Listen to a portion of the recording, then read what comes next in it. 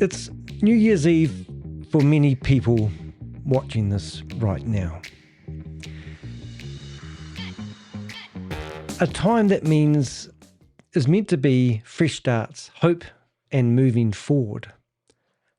But for a growing number of Goliath Ventures investors, this new year has landed differently. Payments stopped, answers disappeared. And the realization set in that what was sold as a sophisticated, insured investment firm may have never existed in the way it was claimed. In this video, I'm taking you back to the very beginning. Before contracts, before promises of liquidity pools and guaranteed returns, before the branding, the events, and the penthouses. We're going to talk about things you were never told. The abandoned projects, the recycled narratives, the people who are now quietly distancing themselves. And one question that cuts through everything. If this was fully insured, why hasn't a single insurance claim been made? This investigation is built on a whistleblower's testimony, archived material, corporate filings, and direct correspondence with people named in the story. Some have responded, most didn't. The silence doesn't prove guilt, but it does leave the record uncontested. What emerges is not the story of a business that failed. It is the story of an operation that relied on proximity. I think that word's correct. Proximity. Oh, close. Social proof and belief instead of evidence. Belief instead of evidence.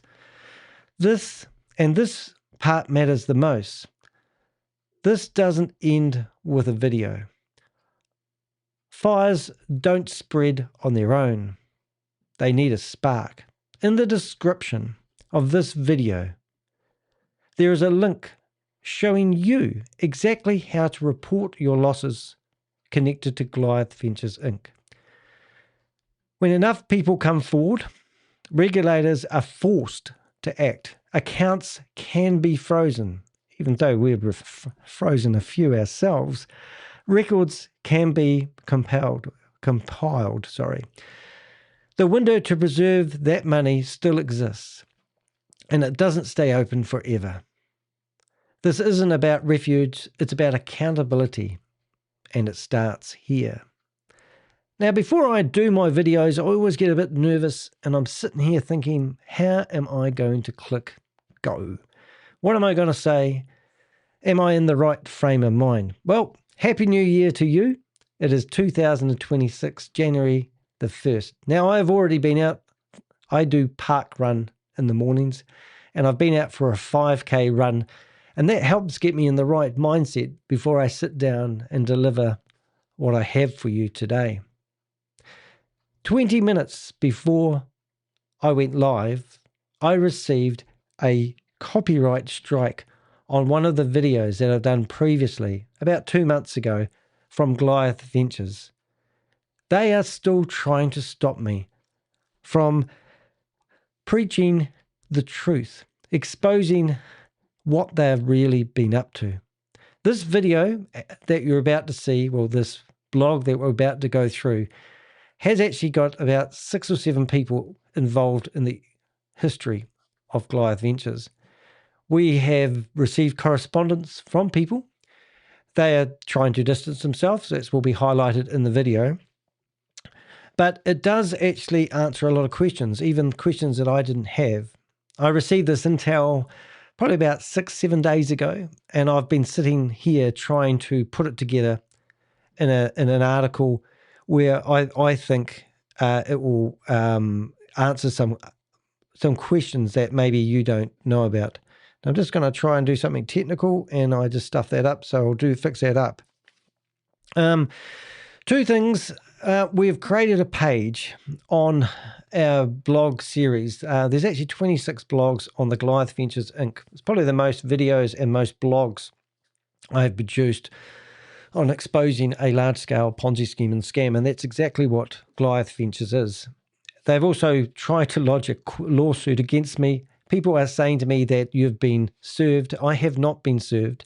They have set up a lawsuit in Florida. They don't have any jurisdiction on me whatsoever.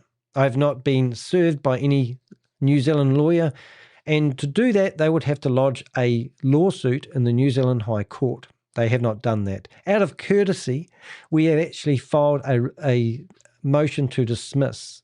And if you go to Orange County, you can see that they've tried to instigate a lawsuit against me. Goliath Ventures has also offered me $150,000 if I give a statement saying that my information was given to me by someone who was feeding the project, and they also asked me to delete all my videos. This is what this company does. As I said 20 minutes before I went live in this video, they have done a copyright strike. This is the 4th copyright strike that they have done directly. I have had 9 copyright strikes in the last couple of months. I've also had 2 months worth of denial server attacks against my website. This company is not a legitimate company. They are not playing by the book. And frankly speaking, the gloves are off. This is another blog that they do not want online. I'm going to paint a picture. I'm going to encourage you to be a fire starter. We need people to complain. It's all very well. We literally have got 6 different government agencies working on Goliath Ventures. I do get information that sometimes would blow your socks off. I feed information. I'm the biggest supplier of information to bring down Goliath Ventures. We even froze a bank account the other day that had $100 million worth of transactions. Now the company is using that frozen bank account against me, claiming that the reason they can't pay their investors is because their bank account was frozen. Yes, that's what we've heard from the partners, and the stories just keep coming. The excuses keep coming. But what we can't deny is in October, November, December, when they promised everything would be back to normal, and now they're saying January. And I have investors who have come to me telling me that they are waiting to January before they do their reporting. Please do not do that. You need to report this now. Now, I put my hands up. You can tell me your woes and your stories. I get it. Well, you don't have to, but you can. The evidence, the documents that you have been sharing with me are amazing. But what you need to do is put your big girl or boy trousers on. Go to deheck.com. You'll find this article here and how to report Goliath Ventures Inc. and take action if you've lost money. If you have been promised something that they haven't delivered, if it's insured, then you need to go here and go through the steps on how to report financial losses through Wyoming, because that's where they're registered, because they shut their company down in Florida. And also, if you are in Florida, you will find all the links on how to do so. I can't stress that enough. We have built a massive fire. We have got 135, maybe 40 people of persons of interest. We have a database that a lot of people who are investing don't realize we've been gathering intel on them. So what you need to do is you need to help us light that fire. Light that fire. We need you to complain to the state of Wyoming, where they have re-registered their company after shutting down the company in Florida. We need you to start blowing those whistles. And that's why there is a massive whistle sitting here on the desk. These 3 guys have all had the right of reply, and one of them has provided some information. And some of the claims that Christopher has actually been making weren't done with these people's approval. He's been fluffing it up, as they say. It's like what do they call it when you see a wee kid at a coffee shop and they get a fluffy? It's just milk with lots of bubbles. That's what he's been doing. All right, well, I can't really tell you more. This is a big blog. This is one of the biggest loads of information that we're about to going to give you. and we want you to be here with me as we read it. And I really, really want you guys to sharpen up. Now, unfortunately, I just need to do something to help me here. This is the video that they've actually removed, or tried to remove, but they don't realize it's on there twice. Oops, didn't mean to tell you that, guys. So it's not, but what I'm doing is I'm clicking on this link here. I'm going to here. Fortunately, I just need to do something, make sure I sound right, and I'm making a wee box pop up on the chat room over here so I can put it over here. Now, there is a poll in there, which I'd love you guys to participate on. And I'm also going to set up a goal. Now, if you've been watching this and you're wondering how I monetize, I don't do this for the money, but I do need money to live. So, hold it. Celebrate 2026 scam busting. So you can actually see I've just placed a goal on my YouTube channel. And if you can support me, that would be nice. I still haven't figured out how to monetize what I do so I can do this on a full-time basis. But there's lots of ways you can help me. There is support me on my website, and there's buy me a cup of coffee. And right now would be really, really nice if you wanted to do that. If you can't support me, that's okay. You can always just join the YouTube channel, and there will be a button that pops up about now. And you click that button, you've hit the notification bell. Did you know that you'll get emailed when I go live? That's why after I go live, I've currently only got a handful of people in here, but as the time goes on, people will turn up in here. And what I always say to people, I know it's a bit quirky, but Sadie, she doesn't get paid anything at all. She works out of love. She doesn't like scammers, and she'll come here and clean the screen of your computer if you subscribe, and that's our way of giving back. Now, I'm going to try read this. I'm a bad reader. I'm dyslexic, literally got a reading level of a 9-year-old. I was asked by a massive reporter the other day, how do I feel about people claiming I use AI? And I said, of course I use AI. I use AI to cross-reference and facts check. I go through videos, I get the transcript, I put it into AI. I ask it to cross-reference what people said. When they say it, I go and I check the references to make sure they actually said it. AI is just about always spot on.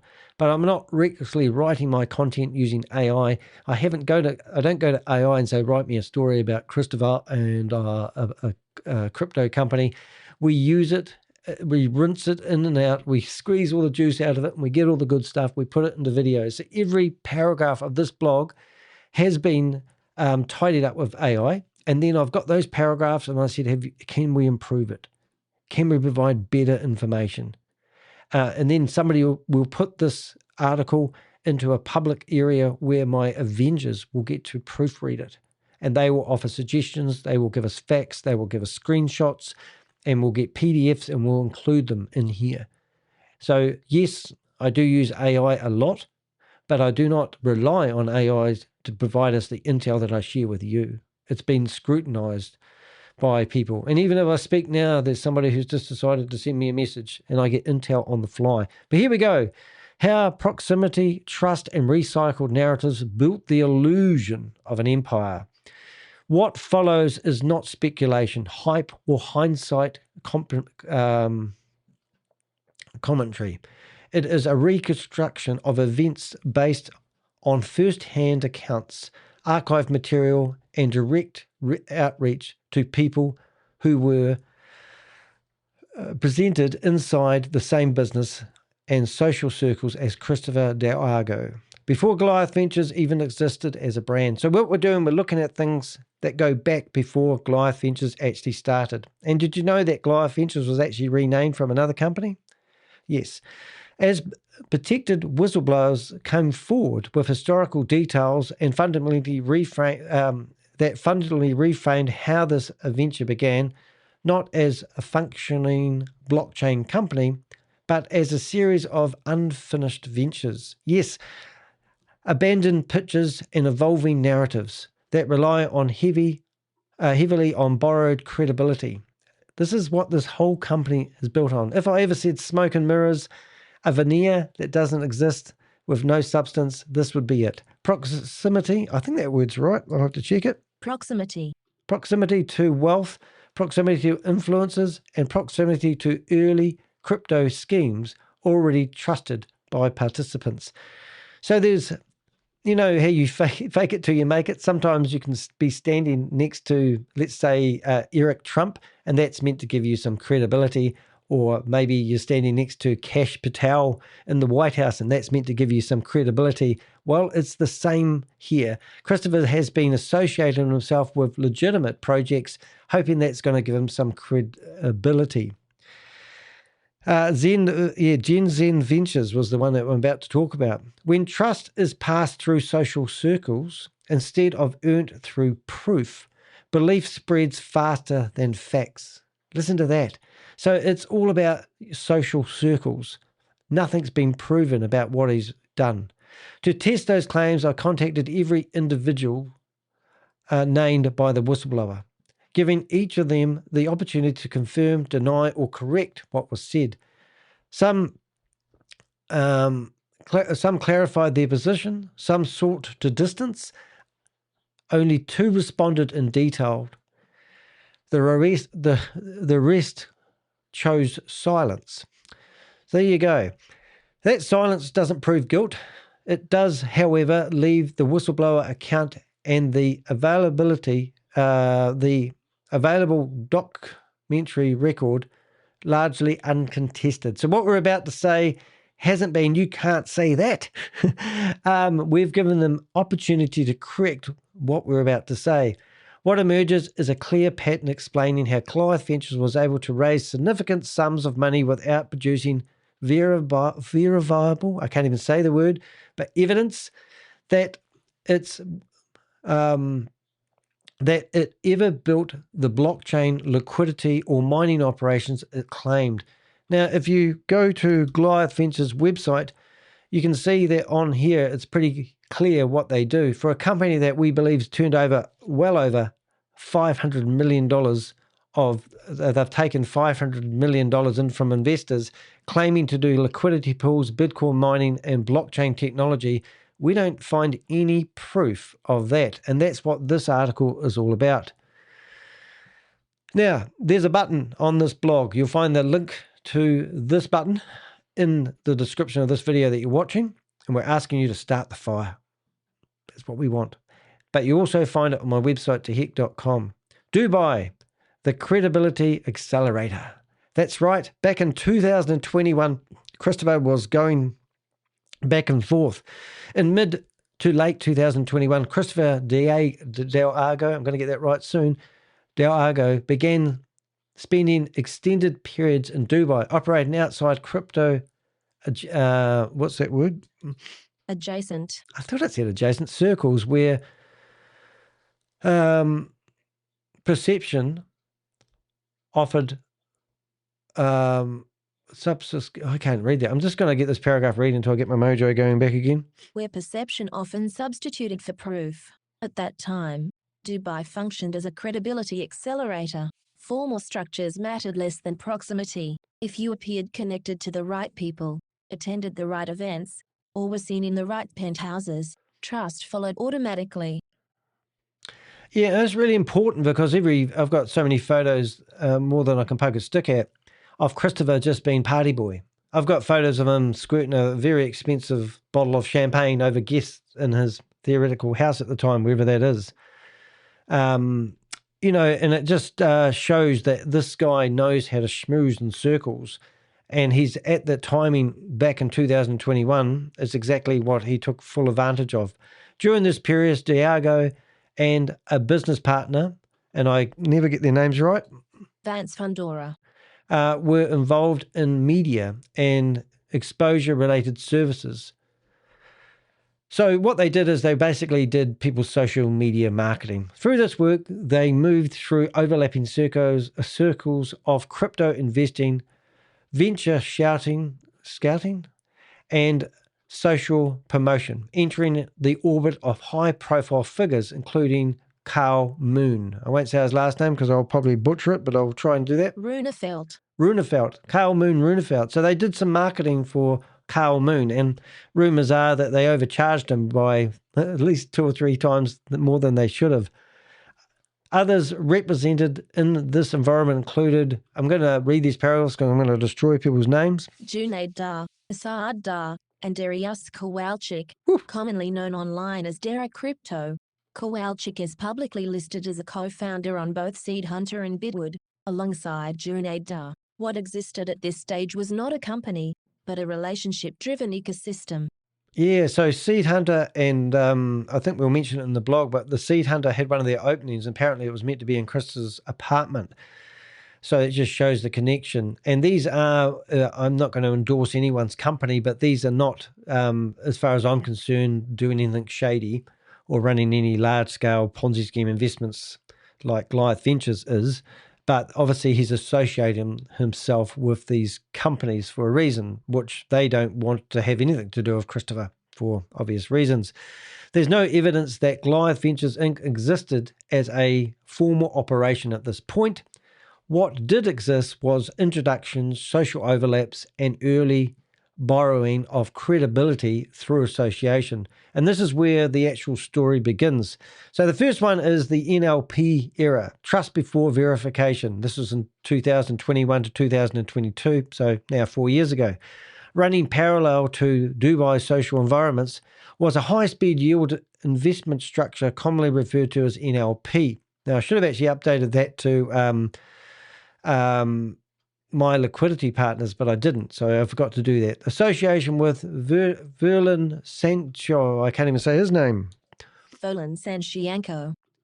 Verlin Sanchienko. Now, that's the best I'm going to get. NLP was produced as a liquidity-based strategy and circulated quietly through personal introductions. Sound familiar? Not publicly marketing. Early returns were observed, technical explanations were provided, and confidence spread regularly. So a lot of people listened to the jargon and invested in this company. And that's why we've often said that we believe that my liquidity partners, or NLP, was a mirror image of Goliath Ventures. So Christopher's learning how to structure his own company. I'm going to just read this paragraph to give me a bit of a mental break for a second. Crucially, trust did not come from audits, transparency, or independently verified performance. It came from who introduced you. If the opportunity arrived through someone already perceived as credible within the Dubai crypto scene, that alone was often enough to override caution. Yeah, welcome to my Avengers in the chat room. You know who you are, so I'd just like to say thank you. If you've got any comments, please do put it in the chat room. My Avengers will answer them along the way. If you've got any questions about where to ask questions or links to our WhatsApp group, by all means. Now, why I'm saying that, I'm just going to take a wee break here, and I actually am going to give you the link, a link to our WhatsApp group, and everyone's welcome to join. You will be scrutinized a little bit. We don't let everybody in there, but you're more than welcome to join. And I did realize that the link that I had on some of the blogs wasn't working, and it's another reason why I was a wee bit late starting today. But there's the link to our WhatsApp group in the chat room. Everyone's welcome. You will be scrutinized by the Avengers before you're let in, but we're there to help the investors.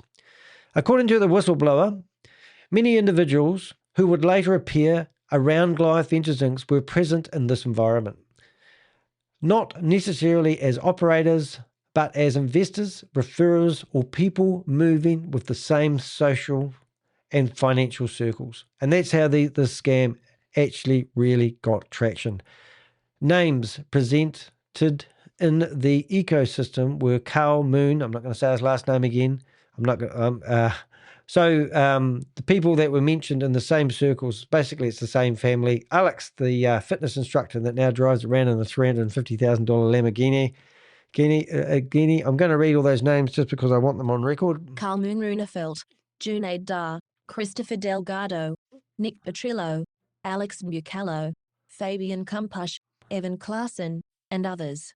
Yeah, so everyone that was involved with NLP, those names were also involved or associated or knew about Goliath Ventures Inc. Special terms were reportedly offered to certain participants. So, for example, in Carl's case, NLP allegedly provided 12 to 16% monthly returns. Obviously, they wanted him to promote it, and that was the returns he was offered, rather than the usual 10%. Can you imagine offering anyone 10% returns in any investment opportunity? But that's what they offered him. We've asked him for right of reply, and we've got crickets. Reinforcing perception of exclusively, sorry, I'm just have to read that. I'm going to get that twisted. Reinforcing perceptions of exclusivity and insider access. Yeah, the court records add an important context to this period. Verlin appears in official United States federal filing related to a wire fraud and financial misconduct, including allegations of investor deception and misuse of proceeds. These matters were pursued in the United States District Court for the Central District of California. And there's the case. You can click on that and just prove that. When you click on that, it'll open up on a new page and you can actually see these court documents that were served and used. You can go through the whole court documents by just simply searching for that case number. These filings are not option or speculation. They establish a document of enforcement history that is relevant when assessing the credibility of NLP and the understanding why its collapse later had cascading effects across adjacent ventures and social circles. It's kind of like, I don't know, it's like rinse and repeat. I often see one scam rebrand itself to over and over again. It's amazing. In late 2022, NLP began fracture. Is that fracture? Fracture. Withdrawals stalled, excuses followed. Sound familiar?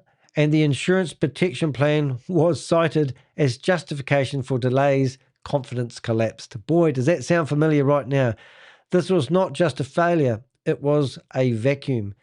And vacuums invite replacements. So here you go. Here's a whole lot of investors here that lost money on NLP. There's Christopher with shiny Goliath Ventures Inc. offering 3 to 4 up to 8% return per month. Social overlap and the, I don't even know how to say that word. Incubation phase. Incubation stage. It sounds like something coming out like a raccoon, isn't it? Although throughout 2020, the same individuals continued to overlap at private events, launch parties, crypto-related gatherings where social proximity increasingly substituted for due diligence. So it wasn't who you know, not what you know. Visibility became validation. Being seen in the right rooms with the right people carried more weight than audited results or verifiable operations. During this operation, Christopher Diago and his associates were not only presenting themselves as successful crypto sorry, it's been a long couple of days, guys. Entrepreneurs, but also a mission-driven investor and international philanthropist. Now, I watched a video where I've added some information into this, and it will be below, but I did see a video which Christopher states that he publicly listed one of his companies and privately sold another one. And then I've seen other videos where he's walking around pouting his chest, claiming he's some sort of untouchable billionaire guy who everything he does is successful. But I've got video evidence of it, and we have got links in this video. Goliath linked narratives emphasize doing good, supporting early stage companies, funding innovation, and participating in charitable or social responsible initiatives. And that's what they do.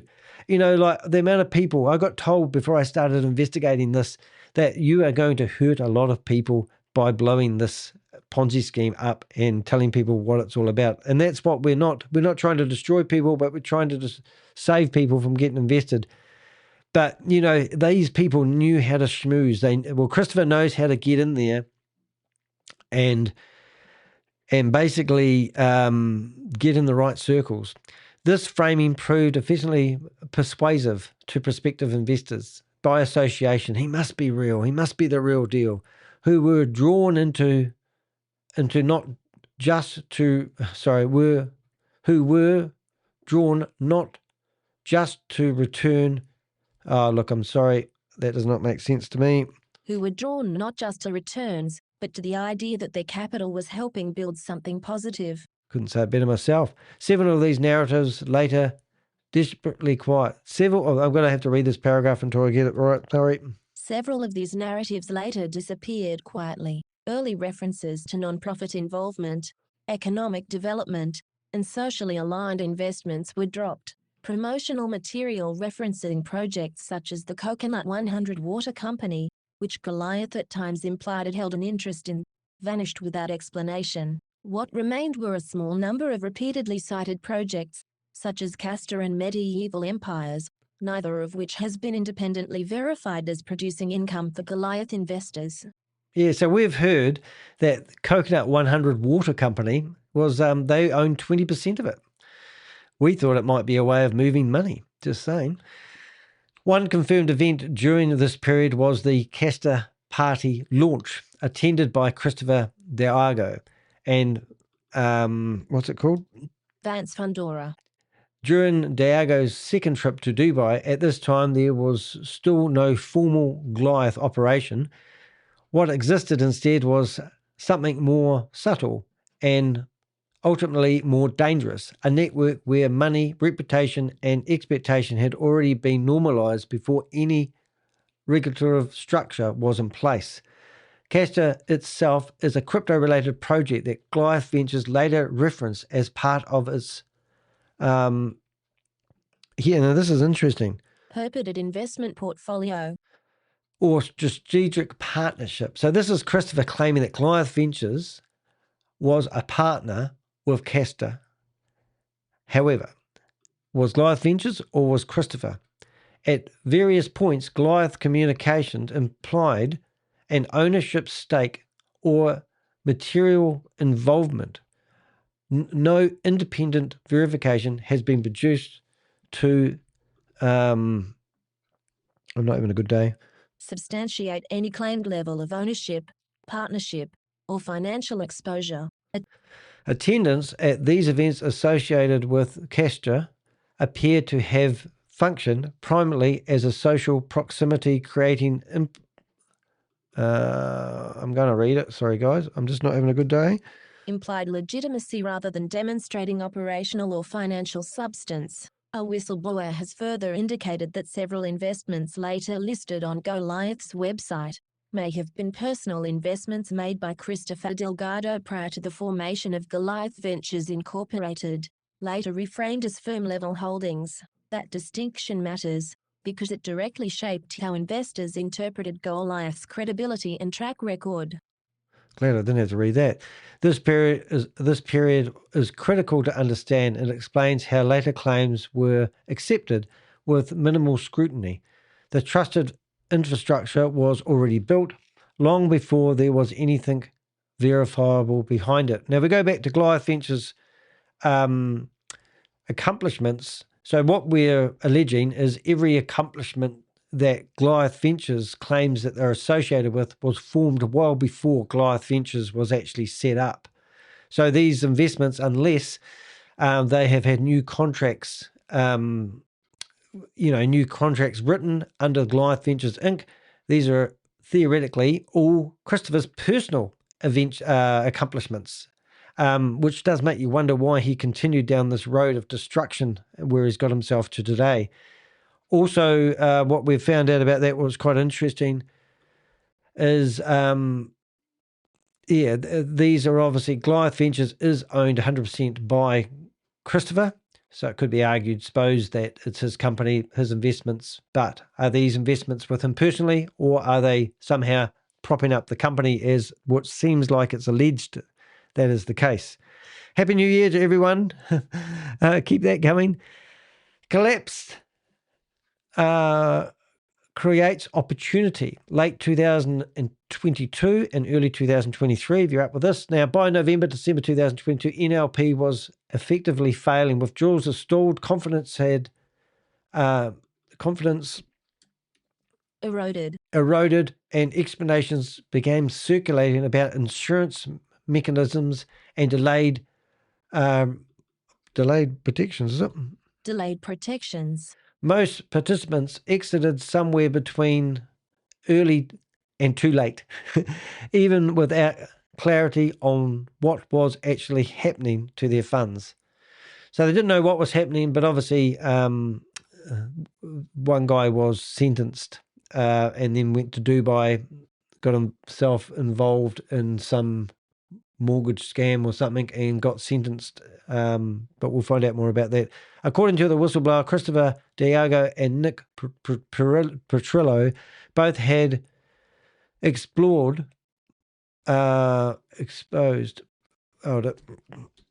exposure to MLP during this period and were attempting to recover funds as the structure deteriorated. Right. Well, there you go. So Nick and Christopher both were invested in this company and they were also trying to get their money out of it. This collapse created a vacuum, not just financially, but reputationally, as participants searched for explanations, reassurance, and replacement opportunities. So you can see what's happening here. One Ponzi scheme falls over. Oh, well, let's start up our own. Additionally, context from confidential sources familiar with Dubai proceedings help clarify conflicting narratives. Now, this is something that you may not have known circulating at the time. According to this source, an individual later associated with NLP involvement had previously been sentenced in the United States for a real estate fraud matter, but was not detained. Wait till you hear why. Following sentencing, permission was granted to travel to Dubai for business purposes. So the guy's about to be sentenced, and then he said, can I have my passport back and go to Dubai and do some business?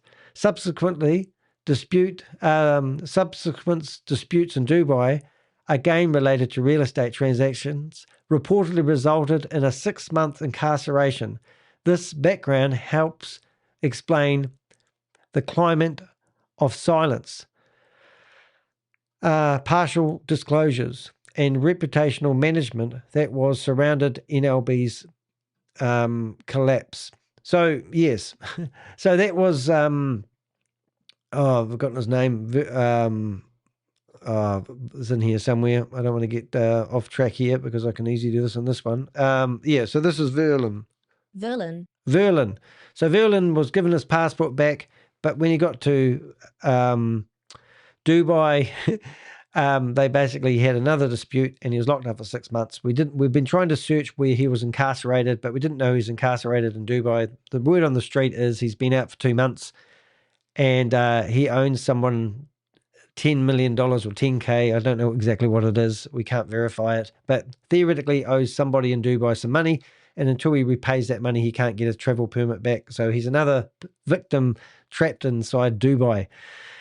It was during the same period in collapse that discussions about a new venture began. These conversations initially took place privately amongst people already connected through NLP environment, rather than through public marketing and formal announcements. That's how these opportunities evolve, which is really, really good. G'day, Velvet. Lovely to see you here. Happy New Year. The first version that replaced the idea was not Goliath Ventures, as it would later be presented. It was Bitcoin mining. So the first opportunity that came out of this collapse of NLP was an opportunity to get involved with crypto mining. And if you aren't keeping up with current events, pal, look what they do. Crypto mining. So let's carry on. You'll enjoy this narrative.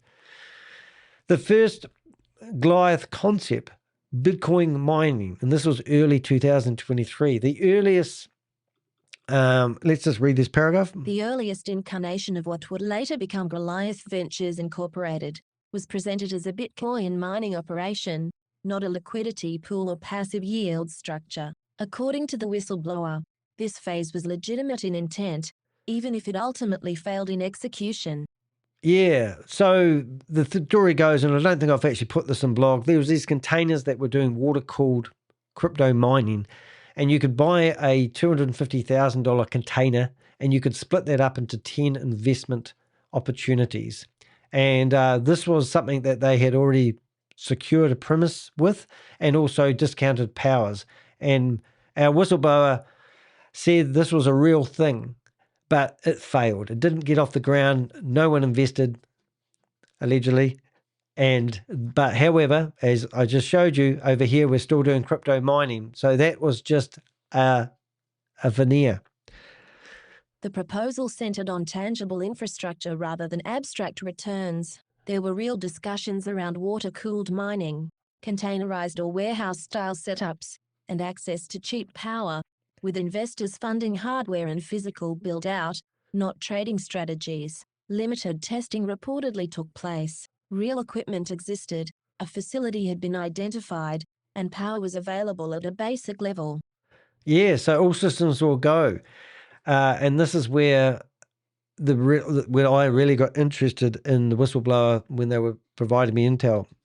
Key individuals involved at this stage included Junaid Dar, Karl Moonrunefelt, Issaad Dar, and Darius Kowalczyk, also known online as Derek, who is publicly listed as a co-founder of Seed Hunter alongside Junaid Dar. Christopher Delgado joined later, after the mining concept was already in motion. Yeah, so in my job as an investigative journalist, getting people's email address and direct communication is quite hard work.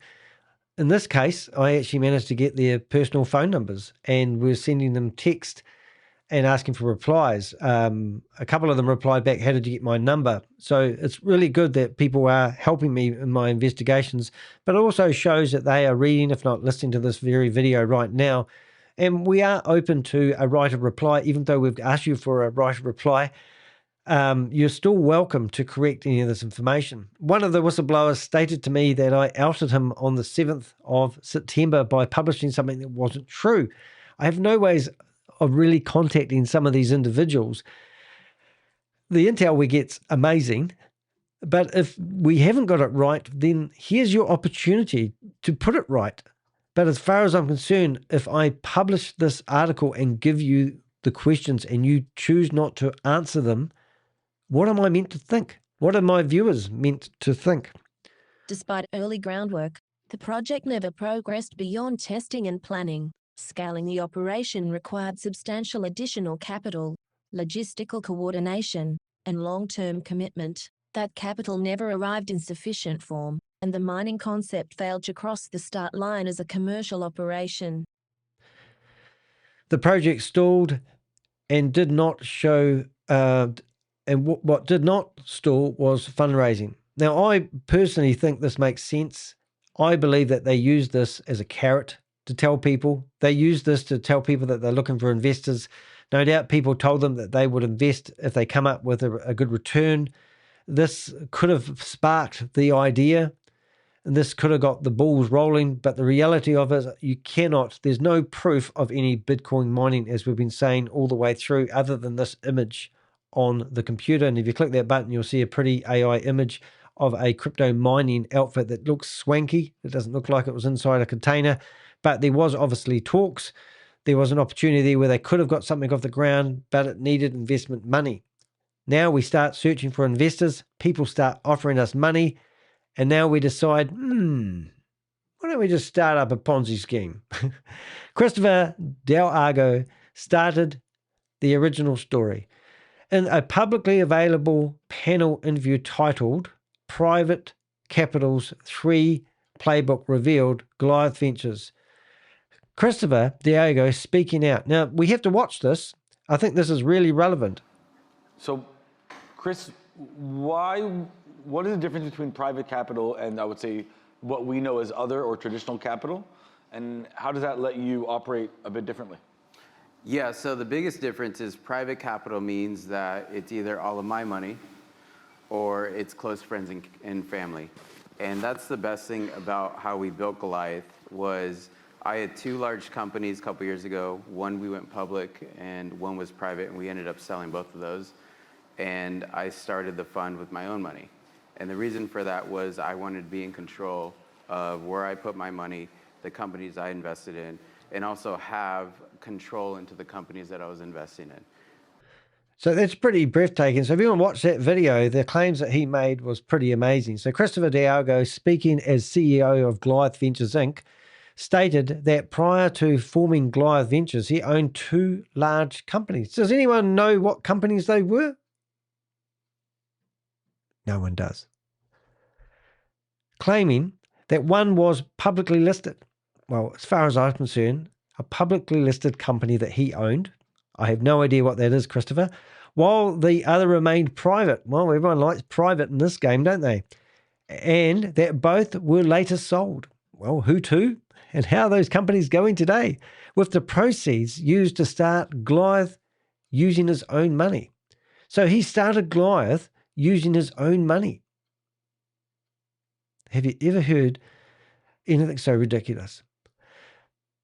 Diago presents his story as the foundation of Goliath's structure, explaining that the firm initially operated solely with his personal capital, before later opening to friends and family. Well, I bet he hasn't got many friends left, and family I'm not sure of, whom he says personally trusted him to a proven strategy. Listen to his words, not mine.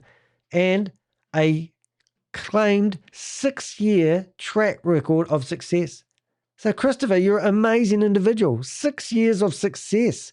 He further asserts that his original allows Goliath to operate without a board, without investor approval, so he can do what he damn well likes with your money, and to make rapid capital, what's that word?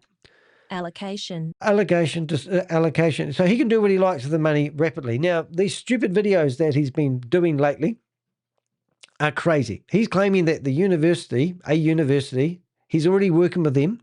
He's claiming that he's got his swanky offices in Florida, which he's already shut down the company in Florida, and he's going to be working with entrepreneurial people doing stem cell replacements.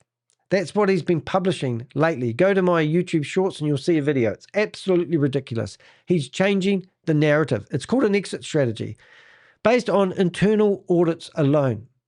So he's keeping this secret company, and we've got another word down here which will, I don't want to get wrong as we go through it. I've updated this blog this morning with some new intel that we just received overnight. However, no company names are disclosed, no exchanges or jurisdictions are identified, and no public listings, filings, or independently verifiable records are cited to sustain the claim that a company was publicly listed, sold, leaving a material gap. Was that material? Material gap. Oh, I'm getting better at reading. Between the narrative presented and confirmable evidence. Why do I use such big words in my own blogs? I wonder.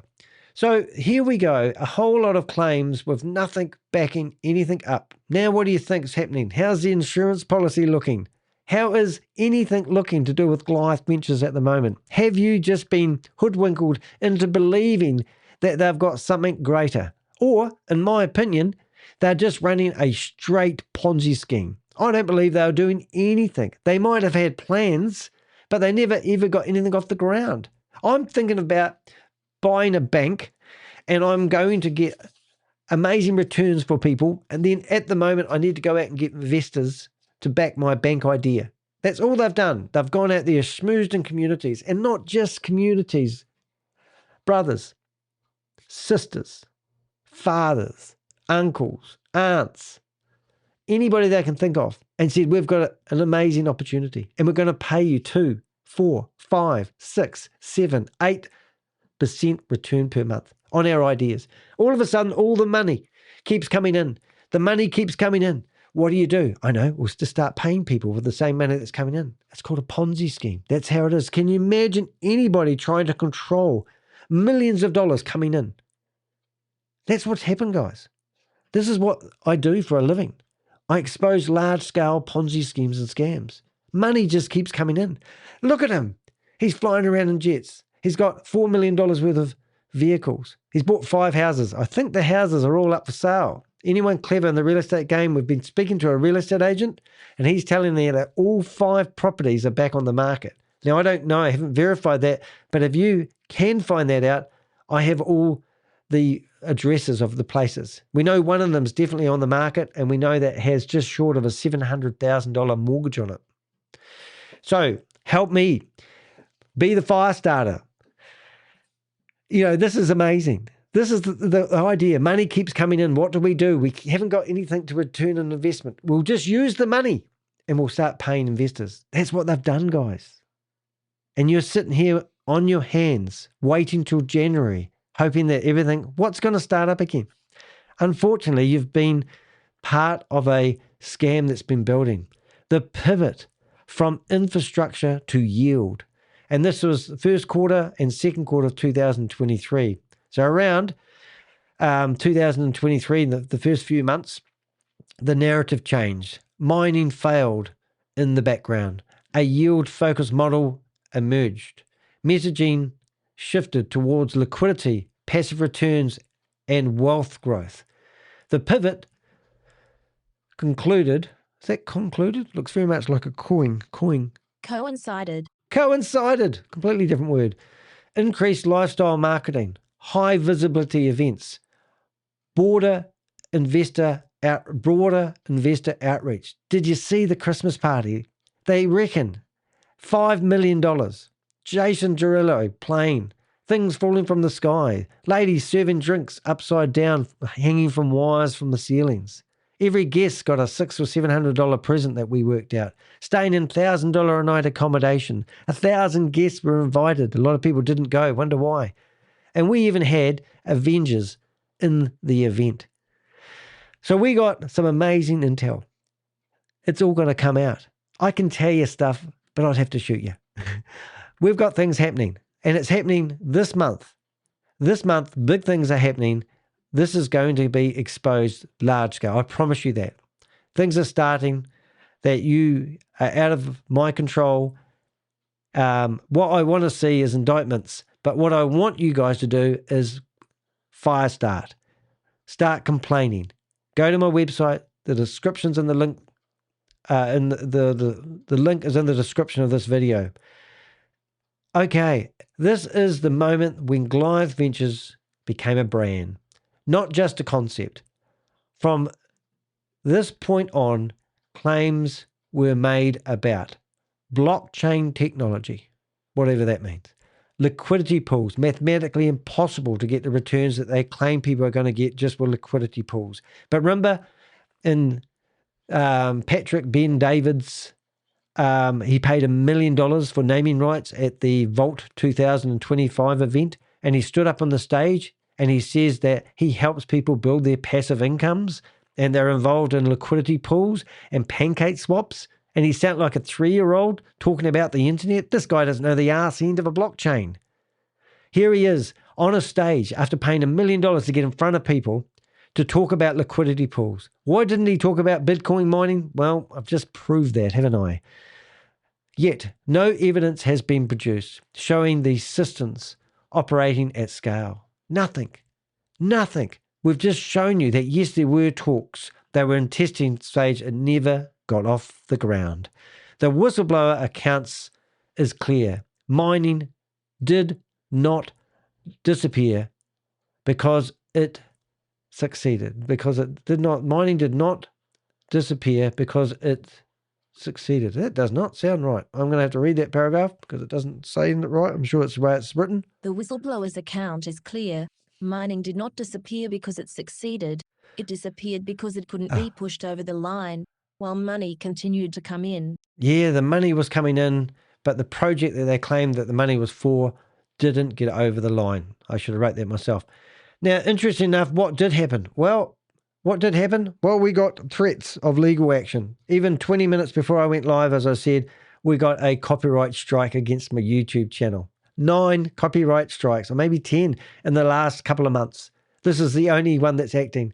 And I've already written a letter back to YouTube and saying this is a fake copyright strike. The video is mine. The video that they've placed a copyright strike on is this one here. And this is where Chris used to work at In-N-Out Burgers and he got fired. Fired for stealing. That's what happened.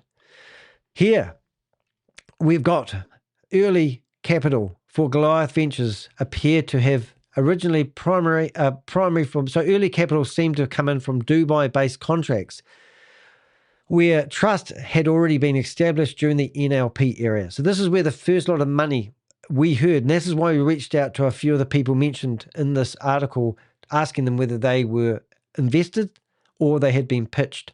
Rather than being raised through transparent fund structures like, hedge fund people.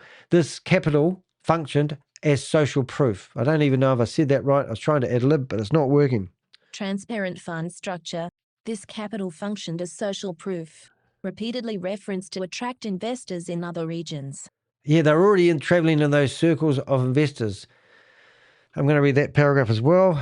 That perceived momentum was then used to target investors in the United States and Canada, with particular focus on Florida, including Miami and Orlando, where Goliath hosted meetings and private introductions were framed as evidence of an expanding international operation. And this is what really makes me sick. On Christopher's website here, if you come down here, you see them standing at this golf course.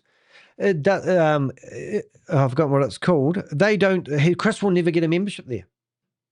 Ellsworth, his house that might be back on the market, backs onto this golf course. They don't want him as a member. Quote my words. Go in there and ask, why hasn't Christopher Del got himself a membership at the swanky golf course?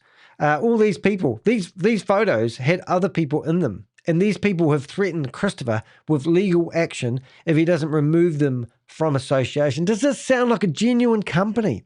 Down here, Goliath Ventures is proud to support both local and international charities, communities and schools.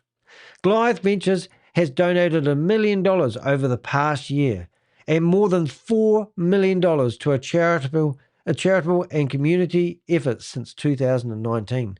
We contacted all of those charities. Those charities have been scrubbing Goliath Ventures Inc. from their websites. One charity came back and said they have never received a donation from Goliath Ventures. 20 minutes later, they come back and said, we did find a donation of $300 2 years ago. So, what is he doing? He's using these communities. He's got himself in and under your skin. He's in your face. He's a nice guy. He's well-dressed. He looks successful. He's not Elton. What do they call that god? He is not. What's the guy with the Teslas? He's not that guy. I don't know who it is, but you know what I mean. The guy with the Teslas. Elon Musk. He's not an Elon Musk by no means. He's a guy that gets into these communities, throws away investors' monies and charities, and that's where I don't like reporting that sort of stuff. These charities fight real causes. They help kids with cancer. Christopher has gone in there. Now, technically speaking, these charities, if they have received funds, will theoretically have that money clawed back by the IRS. He stood up on Fentanyl Day in the White House, paid $250,000. So we heard. Whether it's true or not, we don't know, because we don't get Christopher telling us everything. He just gives us copyright strikes. He paid $250,000 to push his way into a White House dinner. He stood up, and it was Jackie Segal, her charity, the fentanyl charity, and he pledged $2 million for that charity. Now, a lawyer associated to that phoned me up, and I said, what's happening? Well, we don't want to rustle any feathers because we're hoping that the pledge that he made that we will get. So he stood up, made an ass of himself in a White House dinner on Fentanyl Day with a charity, pledging $2 million worth of money that has come from investors and hasn't paid it yet as far as we're aware. What a creep. What an asshole Christopher D'Algo is. And you believe he should be in your inner circles. His, what they call partners, are now having arguments with their families.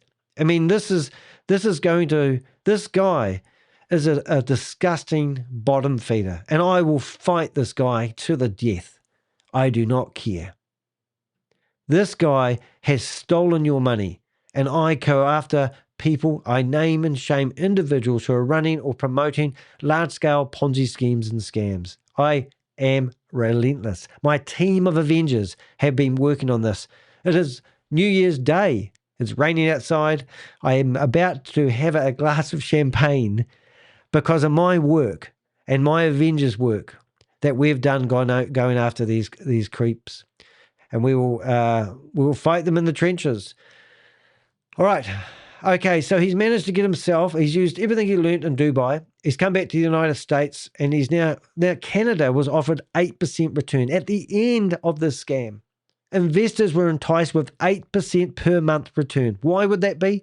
Why didn't he offer it at the onset? Why would a collapsing Ponzi scheme all of a sudden be offering unheard of return on investments?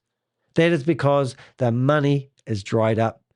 But he's used everything he's learned in Dubai. He's come back and he's got involved with people in Miami, Orlando, Canada, and anywhere else. We have been getting the intel.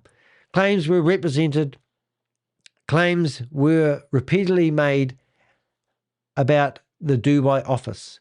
In practice, these references appear to have been private residence. Yes, including penthouse at 5 Palms, and I can't even say that word, Jumeirah, used for meetings, events.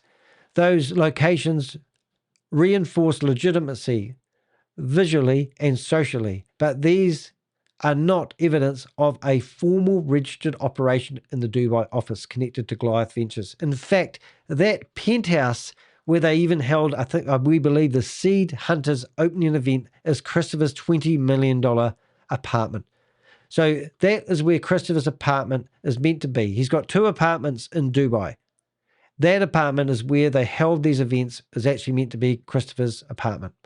So there you go. And I bet you didn't know that. Anyway, corporate reality, one name on every filing. Now, public records from the state of Florida show that Goliath Ventures Inc. was incorporated on February the 13th, 2019, with Christopher Diago listed as the sole individual in a, what do they call that word? Managerial Or ownership capacity. No other officers, managers, or directors have ever appeared on these filings. So if you didn't know that, this was the original name of Goliath Ventures Inc. Goliath Ventures Inc. Did I say that right? Goliath Ventures, I did. And they've obviously renamed it, which we're going to find out later. At a later date, Goliath Ventures Firm Inc. was renamed to Goliath Ventures Inc., which continued operating under the same structure reality. Christopher Diago remained the only listed manager and controlling individual. The company remained active until September the 3rd, 2025, when it was administratively dissolved. Yeah, you heard it here. If you haven't heard that, Goliath Ventures Inc. has administratively been dissolved on the 3rd of September 2025. Now, I only started having reports about Goliath Ventures on my desk on the 1st of September. So 3 days after I started raising my eyebrows to what was going on, they shut the company down. We couldn't believe it. All filings for both entities were handled by the same registered agent, CPA, Harry M. Samuels. I phoned Harry M. Samuels the other day, and I would like to know his involvement, because all the companies, all the partners that were executives in Goliath Ventures Inc. were told to piss off and create their own LLC companies. Now, all of these companies that we have seen have been registered by Harry M. Samuels. He's been there from the start, who submitted the original incorporation documents back in 2019 and continued to file updates thereafter. In fact, the bookkeeper that works for Goliath Ventures Inc., Nadia Bringus, is actually on Harry M. Samuels' website as an employee.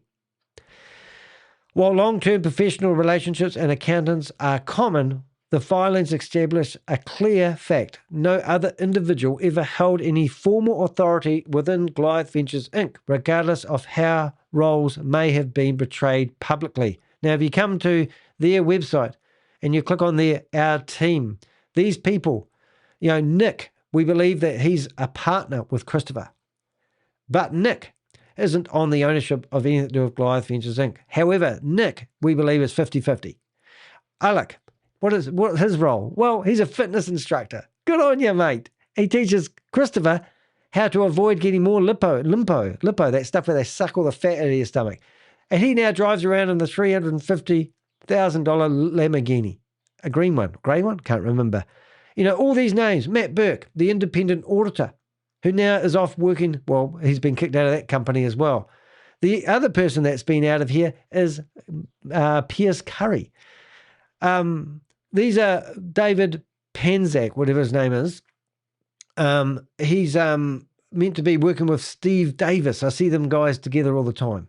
Steve Davis, fireman, hero, local community, 2 decades of serving as a fireman. When COVID happened, his job was telling people off who didn't get the injections. He decided to leave and write a book. It's had 7 people write reviews about it on Amazon. 2 of them are 1-star reviews. This guy has been telling his fireman brothers that he's part of an alpha community where it's male dominated. He has been rampantly promoting Goliath Ventures. He's still on the website. Some people have fallen off, like Vince, the realtor. He's disgusted. We've heard rumors that he's really upset. Hunter, we've had lots of correspondence with family members. All these people. James, who's that? Well, that's Chris's brother. They've all got passports. Would you believe they've all got passports? The whole family just gone out and got passports. Never had them before. All of a sudden, they've got passports. What do you think that would be? Mike, his family, destroyed. The whole family's destroyed. All the families invested in Goliath Ventures Inc. And now they're sitting here thinking, no, we haven't lost our money. Tomo, he's been, if you go and watch his Instagram, he's been trying to distance himself. He was like close to the Brotherhood, so close to the Brotherhood, telling the Brotherhood to keep it together. Goliath Strong was his hashtag he was sending out. This was on the 12th of December. No, it wasn't. It was on the 10th, roundabout on to December, just before they spent $5 million on a Christmas party of a lifetime. And they claimed that 15th to 18th of December, everything would be back to normal. And then all of a sudden, Vince, we noticed, disappeared. Vince disappeared off the website. Vince social media cleaned up anything to do with Goliath Ventures. Vince is Canada. And all of a sudden, Tomo's out there preaching to everyone about staying close. Don't desert the Brotherhood or you'll be cut off. And now what's happened? Tomo, well, he doesn't have anything to do with Goliath Ventures anymore. I don't want anything to do with that. And he's trying to hold up his 2-year-old toddler and say life is wonderful. He'll be sweating at the moment. But all these people aren't actually listed on the company. What's happened is Christopher, number one, owned the company. Now, before this blog, I actually thought that Christopher was a puppet on a string. I thought that he was working for a cartel network out of Dubai. Once I've researched this blog, I'm convinced that Christopher has just got wound up with investors, and because of his historical dealings with gathering money from people and the people he's smoozing with, he's just been taking money from people. And it's gone to his effing head, and now he's feeding that same money back to people, and he's just switching money in and out. It's not rocket science. So who did I ask and who stayed silent? So before this was published, it's probably one of my most researched blogs within some degree. After receiving the whistleblower's account, which I was blown away with, I wrote directly to the following individuals, giving each of them the opportunity to confirm, deny, or correct what was said about their connection to Christopher Diego, NLP, and the early Goliath ecosystem. So these are the names of the people.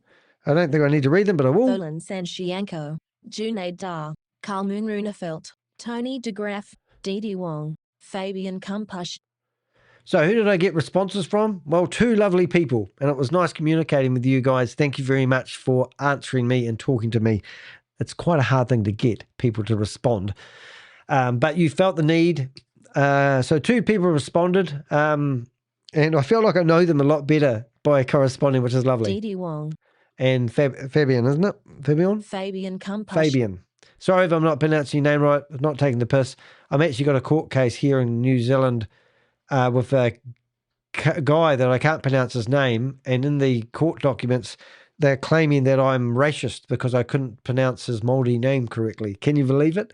Ironically, we've just started up another WhatsApp group, and this scam has fallen over. Everyone was told to, if they wanted their money, they needed to deposit an additional 40% into the app that they had their money in. Long story short, some people did it. Other people said, don't do it. And now the whole scam's fallen over. So I've actually got, we've got about 70 people that are heavily involved in this scam. And now the guy that claims that I've done something, I've published untrue information on the internet with the Digital Harm Act in New Zealand, wants to go into a courtroom in February and defend that he hasn't been doing what he's been doing. He's toast. And if you aren't familiar, I'm in court quite a lot. Literally last year, I had 6 court cases filed against me. I won 3 of them are merged into one, so that's 3 gone. And then one I defended and won. And now we've got another one in the Christchurch courts, which is a hard case. And then obviously I've got Diego trying to file court cases which don't have any jurisdiction. But let's not go there. Both responses were, both the responses I got from those people were actually focused on distancing, limited involvement, and lack of operational control, decision-making authority within Goliath Ventures. Neither described themselves as operated or any of the structures. They're basically saying they didn't have anything to do with it, but were in the same circles. The remaining individuals did not respond. I am not presenting silence as proof of wrongdoing, but I am documenting it because this investigation is about accountability, not assumptions, and unanswered questions are part of the historical record. So if somebody come to me and said, well, you've accused me of such and such, like one of these individuals did, I said, well, how can I, if I've given you the opportunity to respond and you chose not to, then what am I meant to do?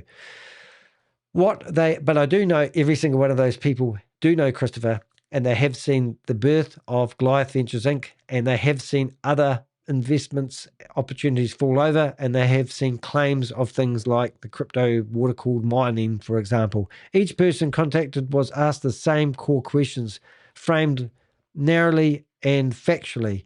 These included whether I asked them questions if they ever invested in, promoted, or introduced others into Goliath Ventures Inc. Oh yeah, or its predecessors. Now and then, the first became connected. How and when they first became connected to Christopher, whether they had received commissions, potential returns, commissions, preferential terms, meaning that like Carl Moon, 12 to 16% per month, for God's sake, or insider access, and whether they were aware their name, image, or association had been used publicly in connection to Goliath Ventures related initiatives. So that was quite interesting. So if we just, I'll just read this paragraph, then I'll go back. They also were asked to confirm or correct specific historical claims made by the whistleblower, including early Bitcoin mining plans, MLP exposure, and whether any role they played was operational, advisory, or purely social. The purpose of those questions were not to accuse, but to separate operators from, was it proximity? Proximity figures, and correct the public record before publication. So as you can see, this photo, I don't know if you've been following this as much as me, but this is quite a historical photo. And honestly, I thought these 2 individuals were associated with a cartel type network in Dubai, and they were potentially sending Christopher out as a puppet. But that was what I initially thought with the information I had at hand at the time. So these people that responded cleared up a lot of things that I were. So a lot of these people were telling me, which is quite horrific, that they were used in marketing that they didn't basically agree to. And he was trying to schmooze and rub shoulders with people, like a lot of the charities that Christopher was claiming he was part of was actually legitimate charities. And Chris was passing off, if used for a better word, just by association, but not necessarily, because we don't have any verifiable facts what Christopher's claims have ever eventuated into real business or real returns. And it's quite amazing what you've done. But then I don't want to criticize people that are doing legitimate opportunities and legitimate charities. Like, Christopher's associated himself to all these friggin' charities, which is actually quite a shame. And I'd hate to tarnish any of the reputations of any of these charities that are doing really, really good work in the community. But Christopher has gone in there. He's like a wolf in a hen's house. And he's gone in there and he's ravished the hens. He's killed hens. He's killed relationships. He's basically destroyed trust that people have. And that's one of the things that we have in the world these days that make the world a better place, is that we can trust, we can listen, and we can learn from each other. And here's Christopher. He's a wolf in a hen's house. And he's gone into these charities that are doing good and schmoozed himself, knowing that the people who donate to these charities and these events will invest in investment opportunities that are too good to be true. And that's exactly what's happened. So he's played a very, very good game with these kind-hearted individuals. And it breaks my heart when people reach out to us feeling like they are a victim. And I'm saying report. Roles. Proximity. I don't even like that word. Why am I using it? Proximity. Proximity and responsibility. Based on the information available, Goliath, Christopher, and Nick appear to have been the prime operators of Goliath Ventures Inc., exercising control over its direction, measuring, messaging, and investor-facing narratives. Others move through the same environment as connectors, introducers, investors, or proximity figures rather than formal decision makers. So basically, he's used all these people in his company. And I'm sure these people are going back to you and saying that they are a victim. I am also, and this happens all the time, I'm also owed a lot of money by Christopher. Remember, they've all got their own individual companies now because, as Pierce Curry said, it's good to have a legal barrier between Goliath and yourself. So these partners have their own companies now. What is happening here? Something's gone wrong. Recompute. Something's wrong. Are we still broadcasting? That is what I want to know. Yes, we are. Oh, something just flashed on my screen that looked like we could be not broadcasting. Okay, public record provides additional context when assessing Petrillo's, I better get that right. Petrillo's role. Prior to his involvement with Ventures, later assigned with Goliath's narrative, Nick Petrillo was referred to in federal disclosures relating to a 2.2 million false claim account settlement involving Trinity Medical Pharmacy. According to the United States Attorney Office for the Middle Jurisdiction of Florida, Petrillo served an executive role at Trinity, which agreed to resolve allegations of knowingly billing government healthcare programs improperly. This information is included for context only, but it establishes a history of regulatory scrutiny and governance failures relevant when evaluating patterns of risks and oversight. So is Nick an innocent person when it comes to, false claims? No, he's not. Although the ecosystem social persistence repeatedly functioned as explicit, I'm not even going to read this. Implicit endorsement. Whether intended or not. I'm sorry, guys. I'm going to read that whole paragraph as one. It'd be nicer for you. Throughout this ecosystem, social presence repeatedly functioned as implicit endorsement, whether intended or not. Appearances at events, shared spaces, and public association created confidence that was not always matched by operational reality. Yeah, so behind the scenes, as my mother used to say, you can be guilty by association. That does not mean anyone involved is a criminal. It means association creates trust, and trust is the most valuable currency in a scam. And this is what we fight with day in, day out, is that people go, I want to believe this person. They're a good person. And I'm going, yes, but that's what they do. They build that trust with you. But we want evidence. Where's the mining that they claim they do? Where's this? How are they doing the returns on liquidity pool trading?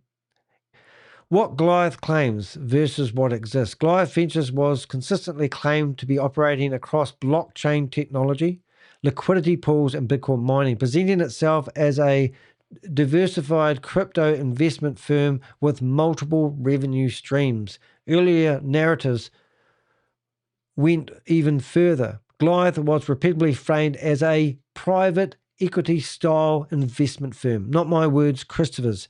A private equity style investment firm. And not only generated returns, but also did good, supporting startups, backing innovation, and participating in, I never get that word right anyway, philanthropist, is it? Something like that? Philanthropic. Whew, I never say that word. Or social responsible initiative. So even in the videos that he's been chucking out just recently, he's going to be working with the universities closely to help entrepreneurs and getting involved in stem cell replacement stuff. You haven't heard the worst shit yet. References are made to charitable involvement, economic development, and ownership interest in ventures such as the Coconut 100 Water Company. Over time, those narratives quietly disappear, although with the post and the claims, and also along with the post and the claim that support them. So if you haven't been keeping up with current events, pals, every social media post on their Facebook, on their YouTube, on their TikToks, on their Instagrams, everything has been erased. Everything has been erased. And now they're posting new propaganda content. Based on the information reviewed, including whistleblower testimonial, archive material, corporate filings, and direct outreach, there is no evidence that any of these activities ever operated at scale or generated verifiable income for investors. So if you think that the money is coming from nowhere, why have they been offering 8% return to Canadians? Because they're trying to get cash flow. They're trying to keep this illusion alive. If you compound your money, now I heard today that somebody had compounded $500,000. They put $500,000 in Goliath, but they decided that it would be wise to compound it. So this person that I was talking to said that these people haven't been complaining about not doing withdrawals because their partner encouraged them to compound. And that's what they've been doing because they can't afford the bleed of money. So the person hasn't been complaining about not getting paid because they don't want to get paid. They believe the project so much that they're just going to leave their money in the app, online. Try to withdraw your principal. I advise everybody watching this that's invested in Goliath Ventures is to get your principal out. Don't take a penny more. Leave it on the platform. If you can get your own money out. Now, something I haven't mentioned in this blog. One investor on the 10th of December received all of their principal out plus the dividends, and they were getting 5% return. I'm going to mention that later on. On the 10th of December, one investor received all of their principal out and, all of their initial investment, their dividends at 5% return. And they had invested for just over 12 months. On the 10th of December, did you hear what I said? On the 10th of December, someone, hush money, got their money out of Goliath Ventures. Now, they're claiming an auditor has frozen the funds.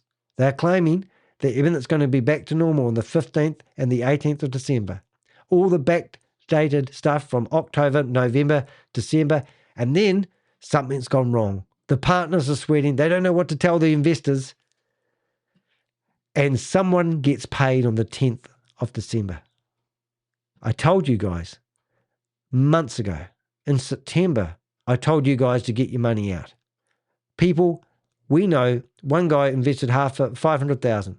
He got his money out and he got $15,000 out because he put his money in for about a month, got $15,000 out or whatever it was. And he offered me the $15,000 because he didn't want to touch it. I said, I don't want your dirty money. That's what's happening. People were getting their money out. People were saying, you don't know what you're talking about. But everything's been frozen since October, November, and December, and now they're telling you January, right? In the meantime, Christopher is telling everyone that they're opening up swanky offices in Florida. They've already shut the company down in Florida, and they're going to get involved in initiatives with universities, and they're going to work with stem cell treatment companies. Tomo comes to mind, perhaps. I don't know if that's what they do at Rejuvenation and whatever centre, but he's starting to distance himself. Even Andrew Tate doesn't want any association with Tomo or Christopher or Michael, who went to one of his war room events. Do a search on Andrew Tate, find out who he is, and really think, why wouldn't he want to be associated with Christopher? That's the hard-hitting truth. The Bitcoin mining concept never progressed beyond limited testing. Liquidity and yield initiatives were assured, but nothing substantiated. I can't even say that word. Substantiated. Claimed investments were, in some cases, personal holdings, later reframed as firm levy activity. I'm going to have to read that, but what I'm getting at here with this paragraph is on the website of Goliath. You come down here and it talks about how they have their accomplishments. These are Chris's accomplishments, not the company behind its accomplishment, and as they claim. So all the claims can't be verified or backed up as anything to do with Goliath, and that's where you've put your money. You haven't invested with Christopher, have you? You've invested with Goliath Ventures Inc., a private equity investment firm, as he says. Claimed investments were, in some cases, personal holdings later reframed as firm-level activity. The philanthropic and impact framing faded without explanation. There's a lot of comments in the chat room. Thank you so much. Love your comments. Thank you very much. We have got a whole lot of addresses that we're trying to figure out things with. And we were trying to figure that out before we went live, but it got too confusing for Danny's brain. But anyway, so Goliath also repeatedly assured, is that right? Asserted that investors' funds were insured. Right. Now, I've got a video, and I want to give you a glimpse of last year's Christmas party. Now, in this Christmas party, Christopher stood up on a stage and said to people that they have found an insurer for this investment. So this is a pretty big claim, and we need to listen to it. Now, I've tried to enhance the voice so you can hear it good, but I want you to think about what this video actually says. Now, I've never really watched this video, but I just got it about an hour and a half ago. But have a listen to this. We're the only crypto blockchain company in the entire world to secure a bond and... Okay, we're the only crypto company in the entire world to insure a bond and insurance secured with... insurance, which means our most valuable asset are you partners with Goliath, and with that, we have secured this to secure your assets. So thank you, guys. So here he is announcing that you, the investors, are his most valuable assets. Wouldn't it be the infrastructure of the mines, the liquidity pool, the offices where no one's working? A bookkeeper's doing all the bookworks? Come on, guys, wake up. You need to report this. You've been scammed. A bookkeeper can handle $500 million worth of deposits and withdrawals and dividends, who works for Harry Samuels, who's been setting up more companies than you can poke a stick at since 2019 and more. And here he is on the stage just 1 year ago telling everybody that that he has got insurance for your investments. Where is that insurance now? Did anyone ever get a policy? We've never got one. On the last line of the contract, it talks about if you want to know about the insurance, you had to email them. Listen to the last part of this, and we're going to listen to it again too. And 3 rules. Please eat, please drink, and please have fun. Merry Christmas. Thank you. Wow, listen to that again.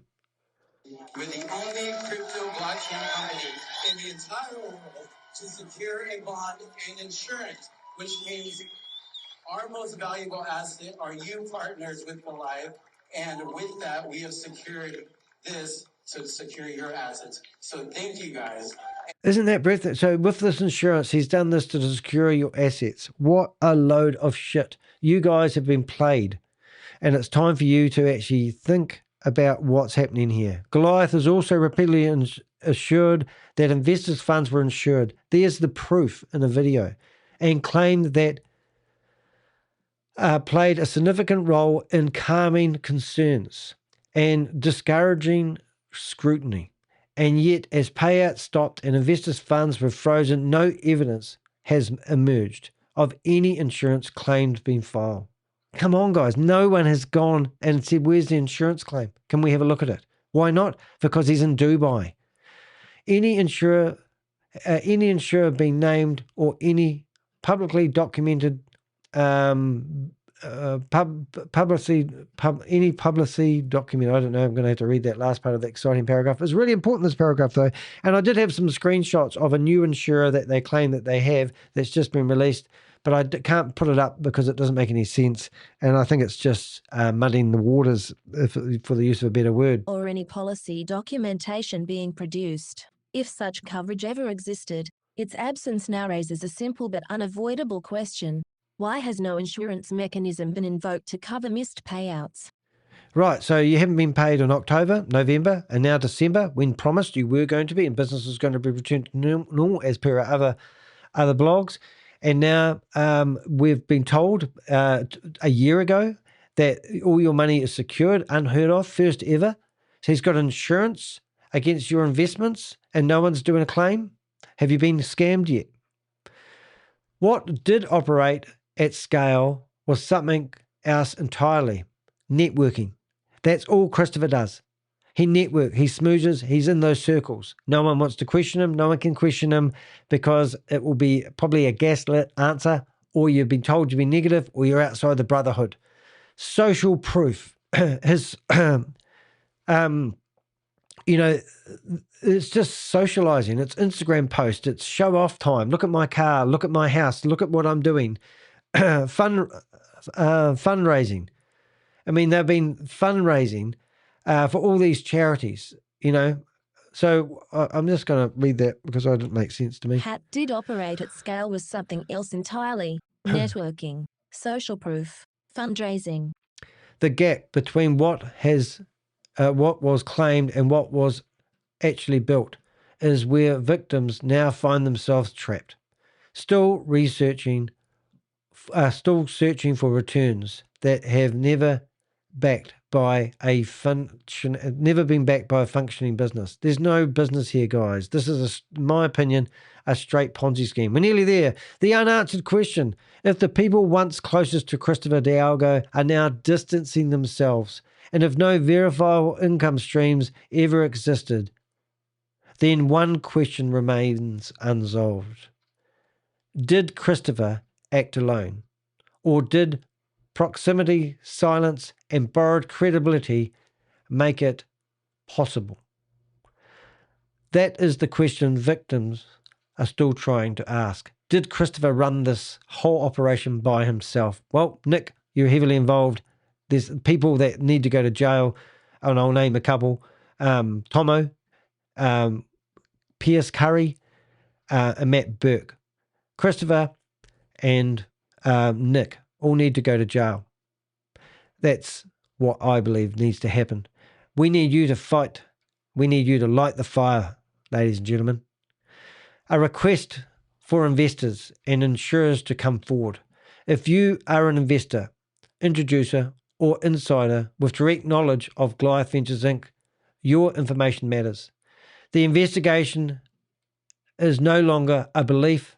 Investigations is no longer about belief, timelines, or waiting for explanations to resolve themselves. It's about verifiable records, documented presentations, and what actually occurred versus what was presented. So did they deliver? Where claims, outcomes, and disclosures, what's that word? Diverge.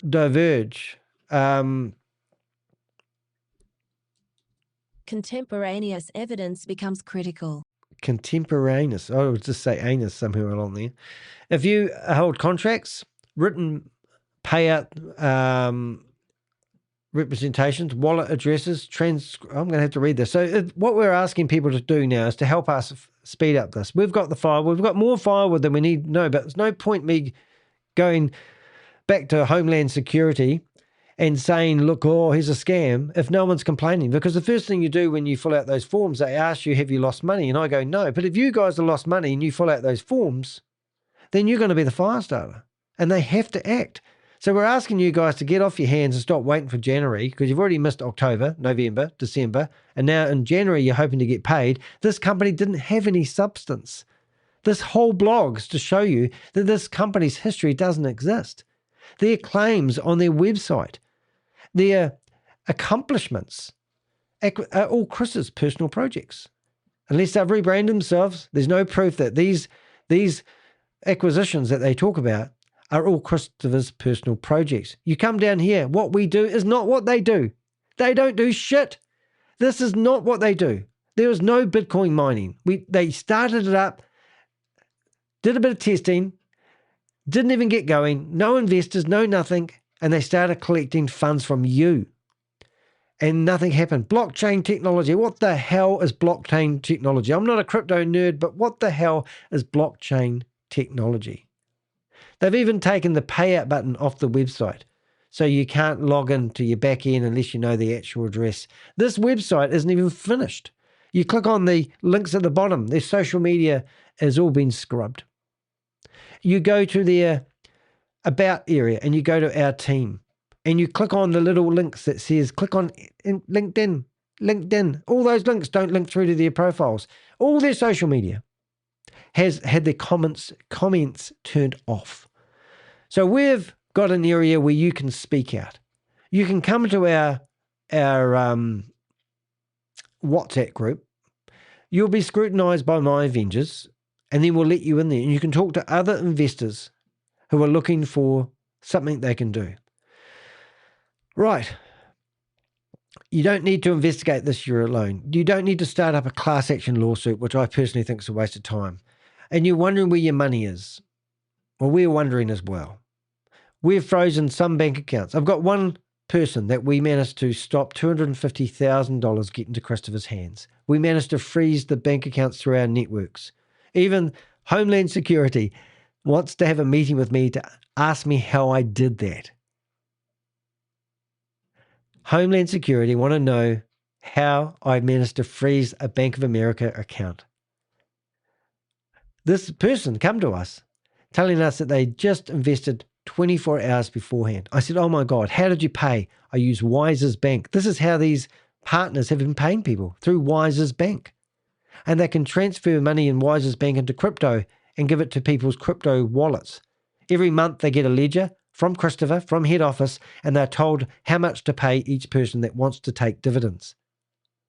They are encouraged to tell investors not to take dividends because they can't bleed anymore. They've got no money left.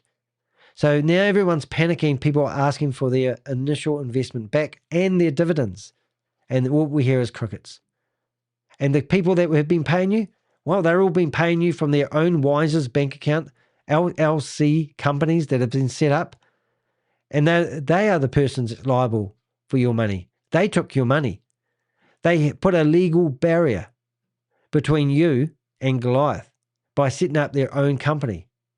Now, if you're on my website and you go to my YouTube account and you click through my videos, I've just clicked over 66,000 subscribers. Thank you very much.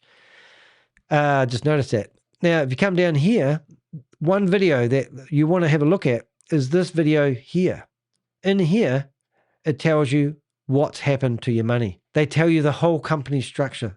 Even my Avengers watch this video now and go, oh my God, it was right there in front of us. The way the whole company is structured is in this video. So if I come to a video, if you want a bit of, I won't tell you how to suck eggs, but there's a wee tiny more button. I don't know why they don't make it bigger on YouTube. You come down here and you can click on view all, right? And in here, you can come through here. You could do a command F on the keyboard and you could put LLC. And then what will happen is you will find this paragraph here.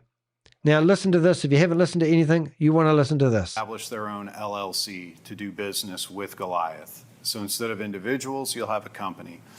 Creates a legal barrier. It's a limited liability company, which is good. The other thing that it does is it creates a clean way for you to be paid by Chris to serve your clients, which are ultimately Goliath's clients, right?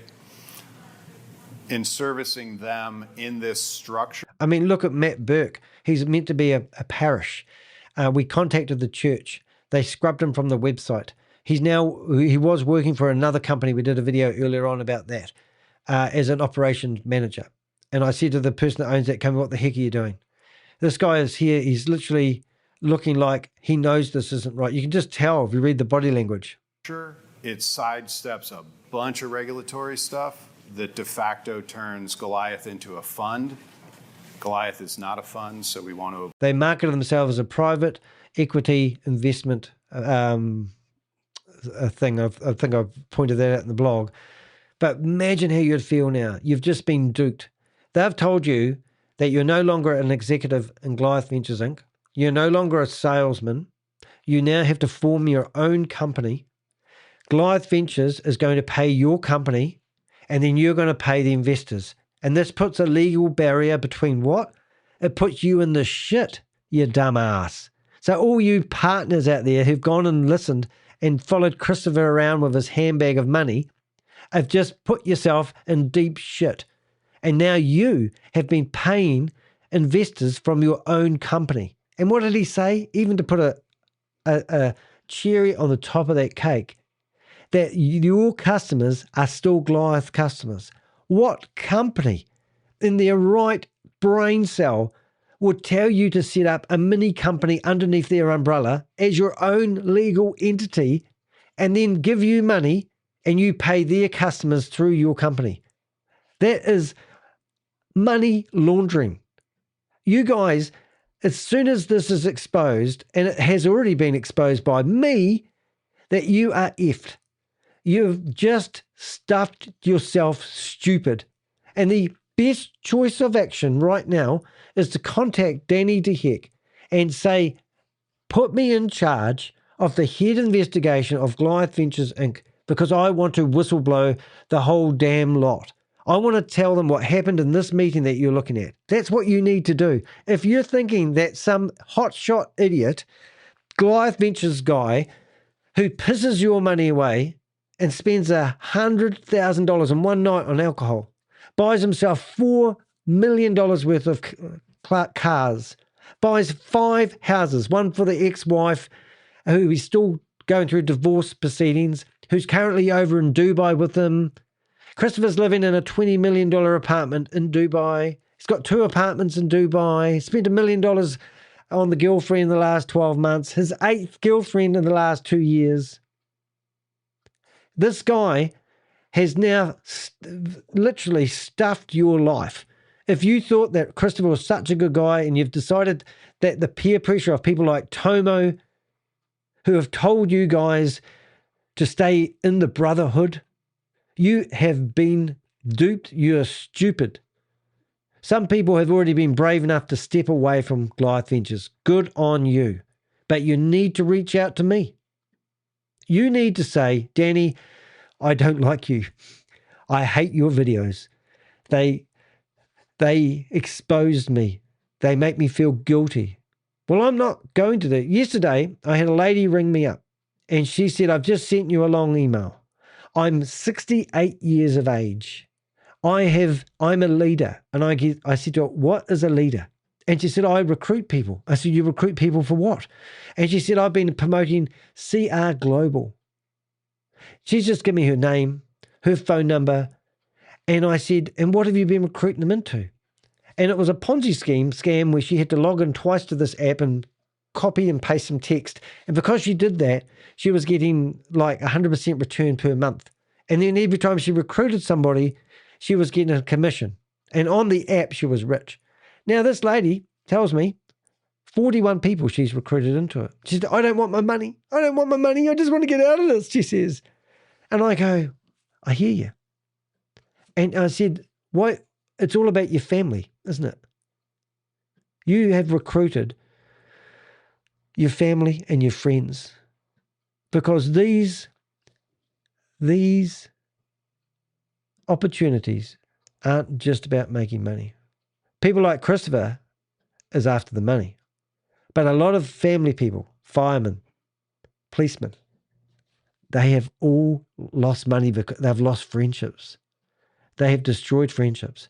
And the longer you sit here waiting for something to happen, I promise you, things are happening. I can't get people indicted any faster than we're working. people I work with are too scared to give me any information, maybe concerned that I might broadcast it. Who am I working for? I'm working for the investors. I hate people who promote this shit. I hate people who don't do due diligence. Who the F do you think you are, taking $100,000 from someone who's mortgaged their house on a handshake? You've taken that money and you've sent it to Goliath Ventures Inc. Goliath Ventures Inc. then divvies up that money and spreads it around the other partners in the company and moves the liability by telling these individuals to pay their investors through their own company to move the liability. I mean, this is unheard of. And you think Christopher is still a good guy? Have you got any proof of where he's been generating money from? You haven't. And if anybody was going to find any proof of liquidity, of money coming in from Goliath Ventures Inc., it would be me and my Avengers. I would have spent excess of 1,000 hours with my Avengers researching in the intel. I was interviewed by somebody big yesterday, and they asked me, how many Avengers have I got? And I said, it grows every day. And I said, you might be wondering the same questions. What qualifies an Avenger? Well, first of all, you don't have a life. Danny says, I'm going live in an hour and I still don't know the answer to this question. Can someone help me find it? And I sent it out to 5 or 6 people I know that I can trust. And amazingly, it comes back. I put it into AI and I asked AI to cross-reference other references of this person's name and their activities, and it comes out and it tells me. It's amazing. I have a thread of about 50, maybe even 100 different, because I've done 26 blogs exposing Goliath Ventures. Every time I get asked a question, I go to the blog that most matches the question and I go and find the historical background and I find the answer. I verify it. I give it out. People are now reaching out to me. And these are people that hated me are now wanting my help. I'm here for you. I don't care if Nick Petrello rings me up and says, I want your help. I want to do the right thing. I want to be a whistleblower. We've done a video begging Nick to do the right thing. If Christopher rings me, different matter. But anybody that wants to reach out to me. I'm easy to find, theheck.com. Reach out to me and we'll do something about it. I think I've done my dash. I think we've covered this Goliath Ventures thing pretty cool. We're always looking for new intel. We're always looking for the facts to get our information right. Like I'm just reading a comment here for Susie, and I'll just put it across the top. Second mortgages on people's houses, reverse mortgages, retirement funds. We don't have them in New Zealand, but is it 401k retirement funds? These people went after the retirement money. That's why Black Block, not Black Rock, which they pass off names. So if you go to myblackblock.com, you'll find Matt Burke is the founder of that company. And then they also, Pierce Curry, who's put everything into Goliath Ventures, apparently meant to be buying a new house and was going to do his first withdrawal. Until then, he's been compounding, which means basically losing all his money. And he's also going to be building a house. So these, lost my train of thought there, but these individuals, I have literally lost my train of thought. These guys have been telling people to invest. They have been, that's right. So mymdwealth.com was set up to go after the retirement money. These guys I mean, Matt Burke, Piers Curry claim to be registered financial gurus, and they're not. They have no registration, nothing public, no fintech registrations, nothing. They're just individuals. They might have been at one stage, but they aren't now. We couldn't find any proof that these guys are registered financial advisors or chartered accountants or even. So they've been telling everybody, they've been going after retirement money.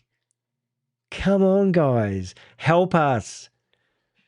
This is crazy. Let's get into it. Let's not muck around and let these guys enjoy their Christmas, enjoy their New Year's, drive their swanky cars when there's no proof of any money any time. Even if you've invested in here and you've been getting your dividends, or you're watching your app and you're thinking, look how much money I've got now. Think about what I've just done today. We haven't got any proof of any income streams other than running a straight Ponzi scheme and scam. I'm Danny DeHeck, and thank you for watching my video, and we'll see you next year. Well, how many more people have got to go? I've got to work that out, don't I? How many people have we got to go? Let's think. It's 2:00 now. I think it's, not quite there. Yep, as Susie's just said in the chat room, no registration, no FinAra, SEC, zero nata. I'm going to put that on the screen before I go. There's no registration, absolutely nothing. Oh, it looks really tiny on the screen. Maybe I need to open that up, make that a bit bigger. Can I make that bigger? Edit the text. Can I make it bigger? How do I make it bigger? I'm trying to make the font bigger. Oh, they've updated things here. Oh, maybe I can. Oh, let's have a look. We'll go to 18. Oh, that's going to look big. Let's look big. There we go. Now you can read it. It's on the screen. They don't have anything. Oh, it's such a sad story. I mean, I just, I don't know if I need to reiterate what we've done. I think I better actually. So we've done 26 blogs, 26 videos, and as somebody said to me the other day, I can't catch up by watching all your videos, but I wish you did. So first of all, we looked at your contracts. That was the first video. Absolutely crap. No compliance. They said that we were trying to run a smear campaign for whatever reason. The bookkeeper, well, she basically closed down her business on the 2nd of September, and now we find out that Nadia Bringus actually works for Harry Samuels, which is a joke. They said they had a fake audit, which was Matt Burke, doesn't exist, and claim he was independent, but now Black Block's meant to be part of Goliath Ventures. Don't know what's happening there. As Susie just outlined, no FinCEN registration, no registration to handle money at all. We're talking about clawbacks. What happens if you got my money out and you think you can just sit here quietly? And also, the contracts that you have now, they shut down the company. Would those contracts still be void? No. And then we, funny enough, the video that we just got a copyright strike on was what a real fund looks like. And here, there must be something in it that we don't know, but that's the video there.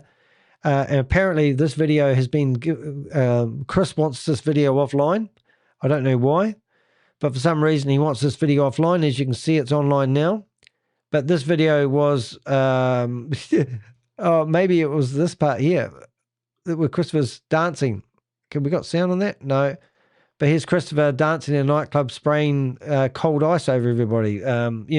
Some reason they don't want that video online. Okay, so whatever. Who's still profiting from Goliath Ventures? So the people that are getting all the money when they're spending it like it's water. We've got photos of Kalpesh, Cash Patel, Ron DeSantis, Andrew Tate, Eric Trump, Michael Johnson, all photos with Goliath and the boys. Then they tried suing me, even though I'm based in New Zealand, which is a dumb move. I think the main reason they're doing the suing is to run people scared from speaking out. They even asked for my ChatGPT search Meditech data, naming all the searches that they think that they have intel on, which is ridiculous. But anyway, they don't think OpenAI is going to hand over my ChatGPT data. I've got nothing to hide anyway, so that would be a bit of a laugh. As I said, 3 copyright strikes. Well, I might need to increase that to 4 copyright strikes from Goliath. And as I said, I think this is my 10th copyright strike. I haven't done anything wrong. They're just doing fake copyright strikes against my YouTube channel, trying to shut me down. It doesn't work if you know what you're doing. Crypto crashed. They lost $380 billion in a day. And Christopher held a alleged 45-minute webinar, which turned into be a 12-minute webinar. And to calm the farm, and he said that everything's okay. Don't worry, we've got insurance, probably. I don't know. But anyway, it didn't affect him at all. Of course it didn't, because he was running a Ponzi scheme. Out of politeness, we actually filed a 22-page motion to dismiss. If you are good on the filing system, go to Orange County Records and do a search for Danny DeHeck, and you'll see that motion to dismiss. We also received a bribe for $150,000 to shut up and take my videos down and write a Dear John letter. We weren't going to do that. And I will admit, they have actually negotiated with me since then, and they actually hired an investigation company to find me, and we had a face-to-face meeting, and they actually offered me more. They were going to offer me a better deal than the $150,000. I walked them off the property, so to speak. But that was quite intimidating. So we've got a video of that, which we haven't released yet, and also that has instigated the New Zealand police to get involved because of a threat for life, which is quite, and I've already had a threat for life from one of them. So we've got things coming, which we will show you at a later stage when this all unfolds. So we showed you what a real whistleblower company actually looked like. Sorry, we showed you what a real... we had a whistleblower come forward to us, basically making sure his investment was safe and he got away with the money. And I said, that's not a whistleblower. That's not, what do they call that word? That is a... Opportunist. The bank, we managed to shut down one of their banks. They talked about how they were switching banks because the Bank of America couldn't keep up with the growth of Goliath Ventures. Yes, you heard it here first. They used to be with JP Morgan, and then they transferred themselves to, what do you call that thing? Bank of America. But there's two Bank of America accounts. I will take the credit for at least one of them. The other one we did actually have, we looked at, they used our blogs to shut down these accounts. They used my information to look at this accounts. They have to act, and they closed two Bank of America bank accounts down. Then we looked at Steve Davis. We've shown that photo quite a few times. And because I can't help it, I think this is quite funny. Steve Davis was gloating about how wonderful he was. And just take a quick look at that picture there. If you look at this video here, you will actually see this is the Steve Davis Business Insider. And if you go to the Business Insider sponsored article that he paid for, it has since been removed, I think. And, it's back. Nope. It's temporarily unavailable. We wrote to the newspaper and said, how can you publish such lies? Do you not know the truth about Steve Davis? And that article has now been removed. So that was quite funny. But Steve Davis, unfortunately, was a hero fireman who used his community network powers to get a whole lot of firemen to mortgage their house up to the hills. And unfortunately, they would have lost that money now. So then we found out that Goliath Ventures was paying out their romantic connections. Basically, in October, some people were getting paid out. November, only the partners were getting paid out, and only some of them. And then in December, everything, no one gets paid. However, let's hold a $5 million Christmas party instead, which is absolutely wicked. Andrew Tate. Now, a reporter I was talking to yesterday did not know that this video existed. He was amazed, and he couldn't believe that this video existed. Now, this is a Andrew Tate War Room advert, and it talks about they've got 3 cruise ships, and there's 50 men on here. They're in this club called the War Room. Now, the War Room's purpose is exclusive men's club where they get coached by people like Tomo. Tomo did a post on his, which has been removed now, a post on his Instagram claiming that he was one of 33 people that had the privilege of speaking at Andrew Tate's events. And as you can see, it looks pretty swanky. This is Croatia, I believe. But as we went through this video, now this is really weird. This video landed, and within 24 to 48 hours, it had $1.2 million views. And 2 months later, so this was posted on the 27th of September, and now it has only had, it has had 1.3 million views. So don't believe the hype of these people's social media, because I believe that he pays to get the views.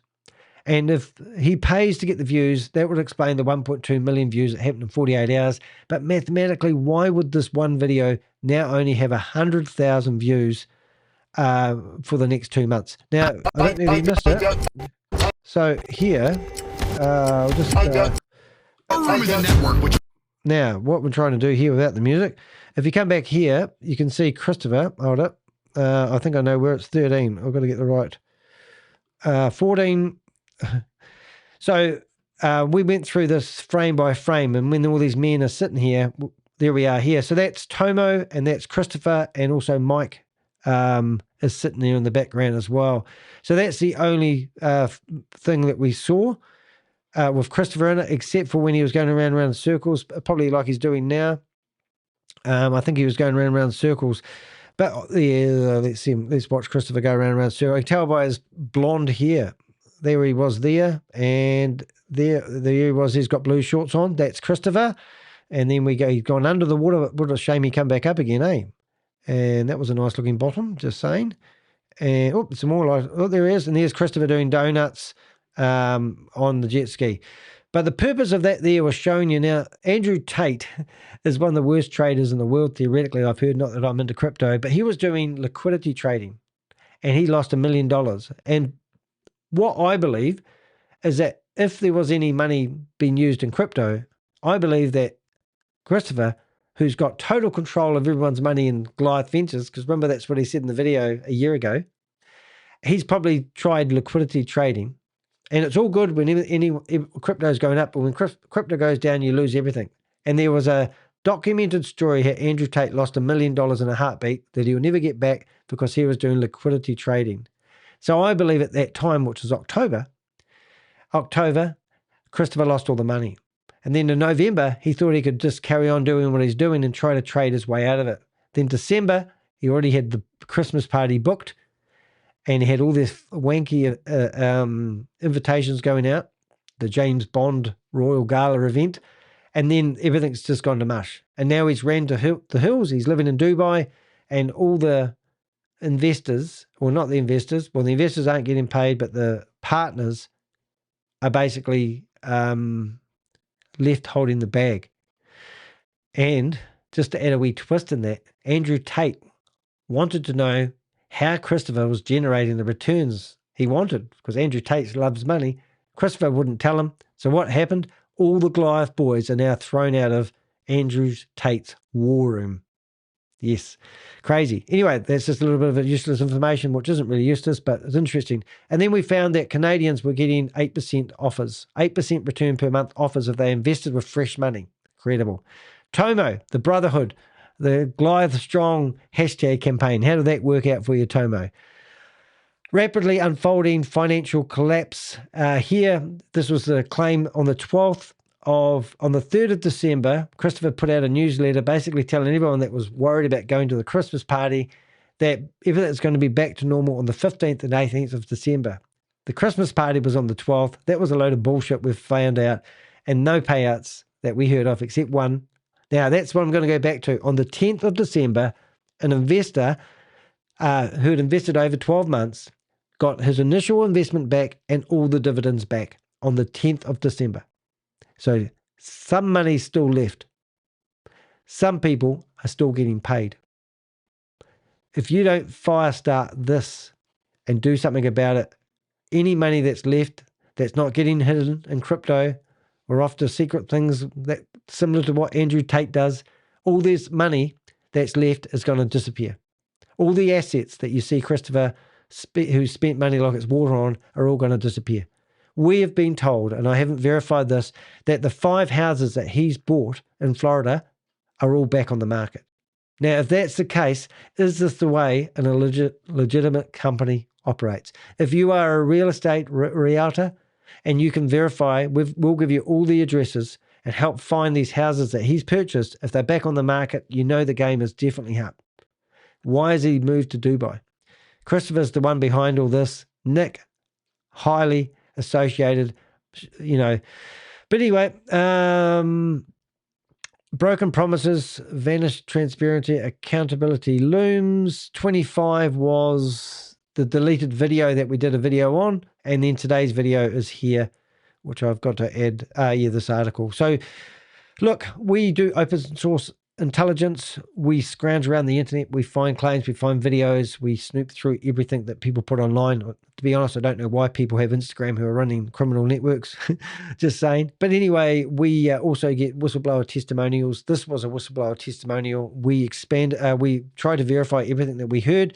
We even sent emails out to people, and we really, really tried hard to give you as much information as possible at this time of year when you're meant to be looking for your future. How to report Goliath Ventures Inc. and take action if you've lost your money. Click on that button. It will take you to an article. You'll see a lovely Danny DeHeck standing there all ready to fill out a form, looking a bit not sure what to do. But down here, we've broken down every step of what you need to do. We've also given you links to the Wyoming registration details. You click here. And also the Florida registration details. Click here. And you can see the company numbers of the two companies that he's registered. Down here, you've got evidence, things that you'll need to do, put together if you've got it, timelines, personal impact story. ChatGPT will help you write one of those. If not, reach out to me. We're here to help you. Additional details, how you paid, how they transferred, all those sort of things. How to report in Wyoming. Look, you need to do this. There's a form. You can download a PDF. You can fill it out to your heart's content, and then they tell you where to email that to. It's not rocket science, ladies and gentlemen. Here's there's 5 email addresses. Just send it to all of them. Download the complaints form. Then email that to Wyoming. If you can, we really, really can't stress this enough. You need to do something. Sitting on your hands and crying about it isn't going to cut the mustard. I'm Danny DeHeck, and I'd like to thank you.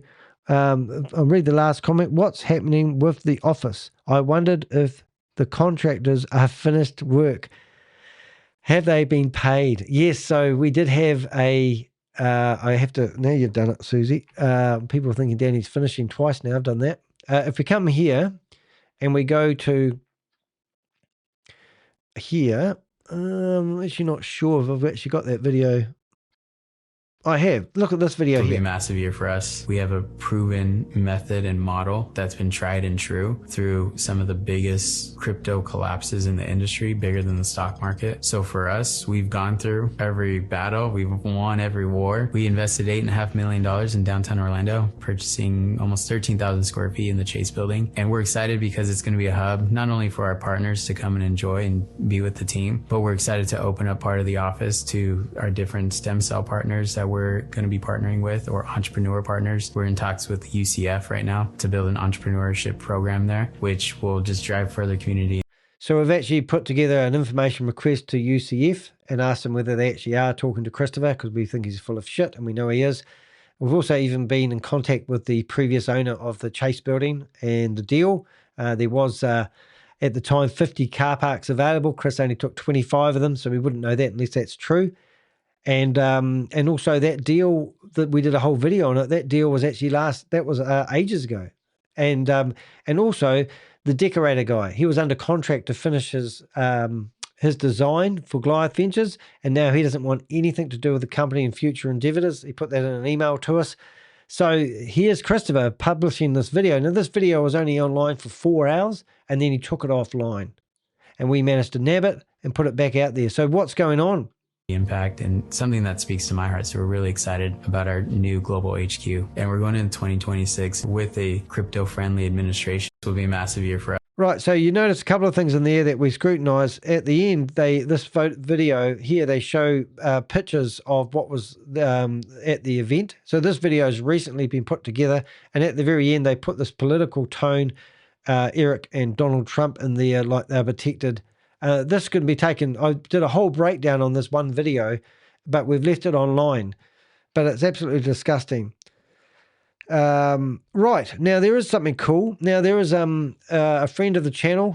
She actually is called Queen of Karma. She specializes on cults and MLMs. She just sent me a message basically saying that she's going to go live in about half an hour, which I will actually go grab a glass of wine and I will join you. So this is Queen of Karma's channel, and we go to the live section. She was live, and this is Naysayers, and this is Queen of Karma's live. So we're going to put that in the chat room. If you guys want to subscribe to her channel. I'll give you a little bit more intel on her. If you click on blogs and you click on anti-MLM and cults, you'll find a whole array of, what am I trying to say, of articles that have been published by Queen of Karma. And most of them are to do with multi-level marketing. She's even done one on Patrick Ben David.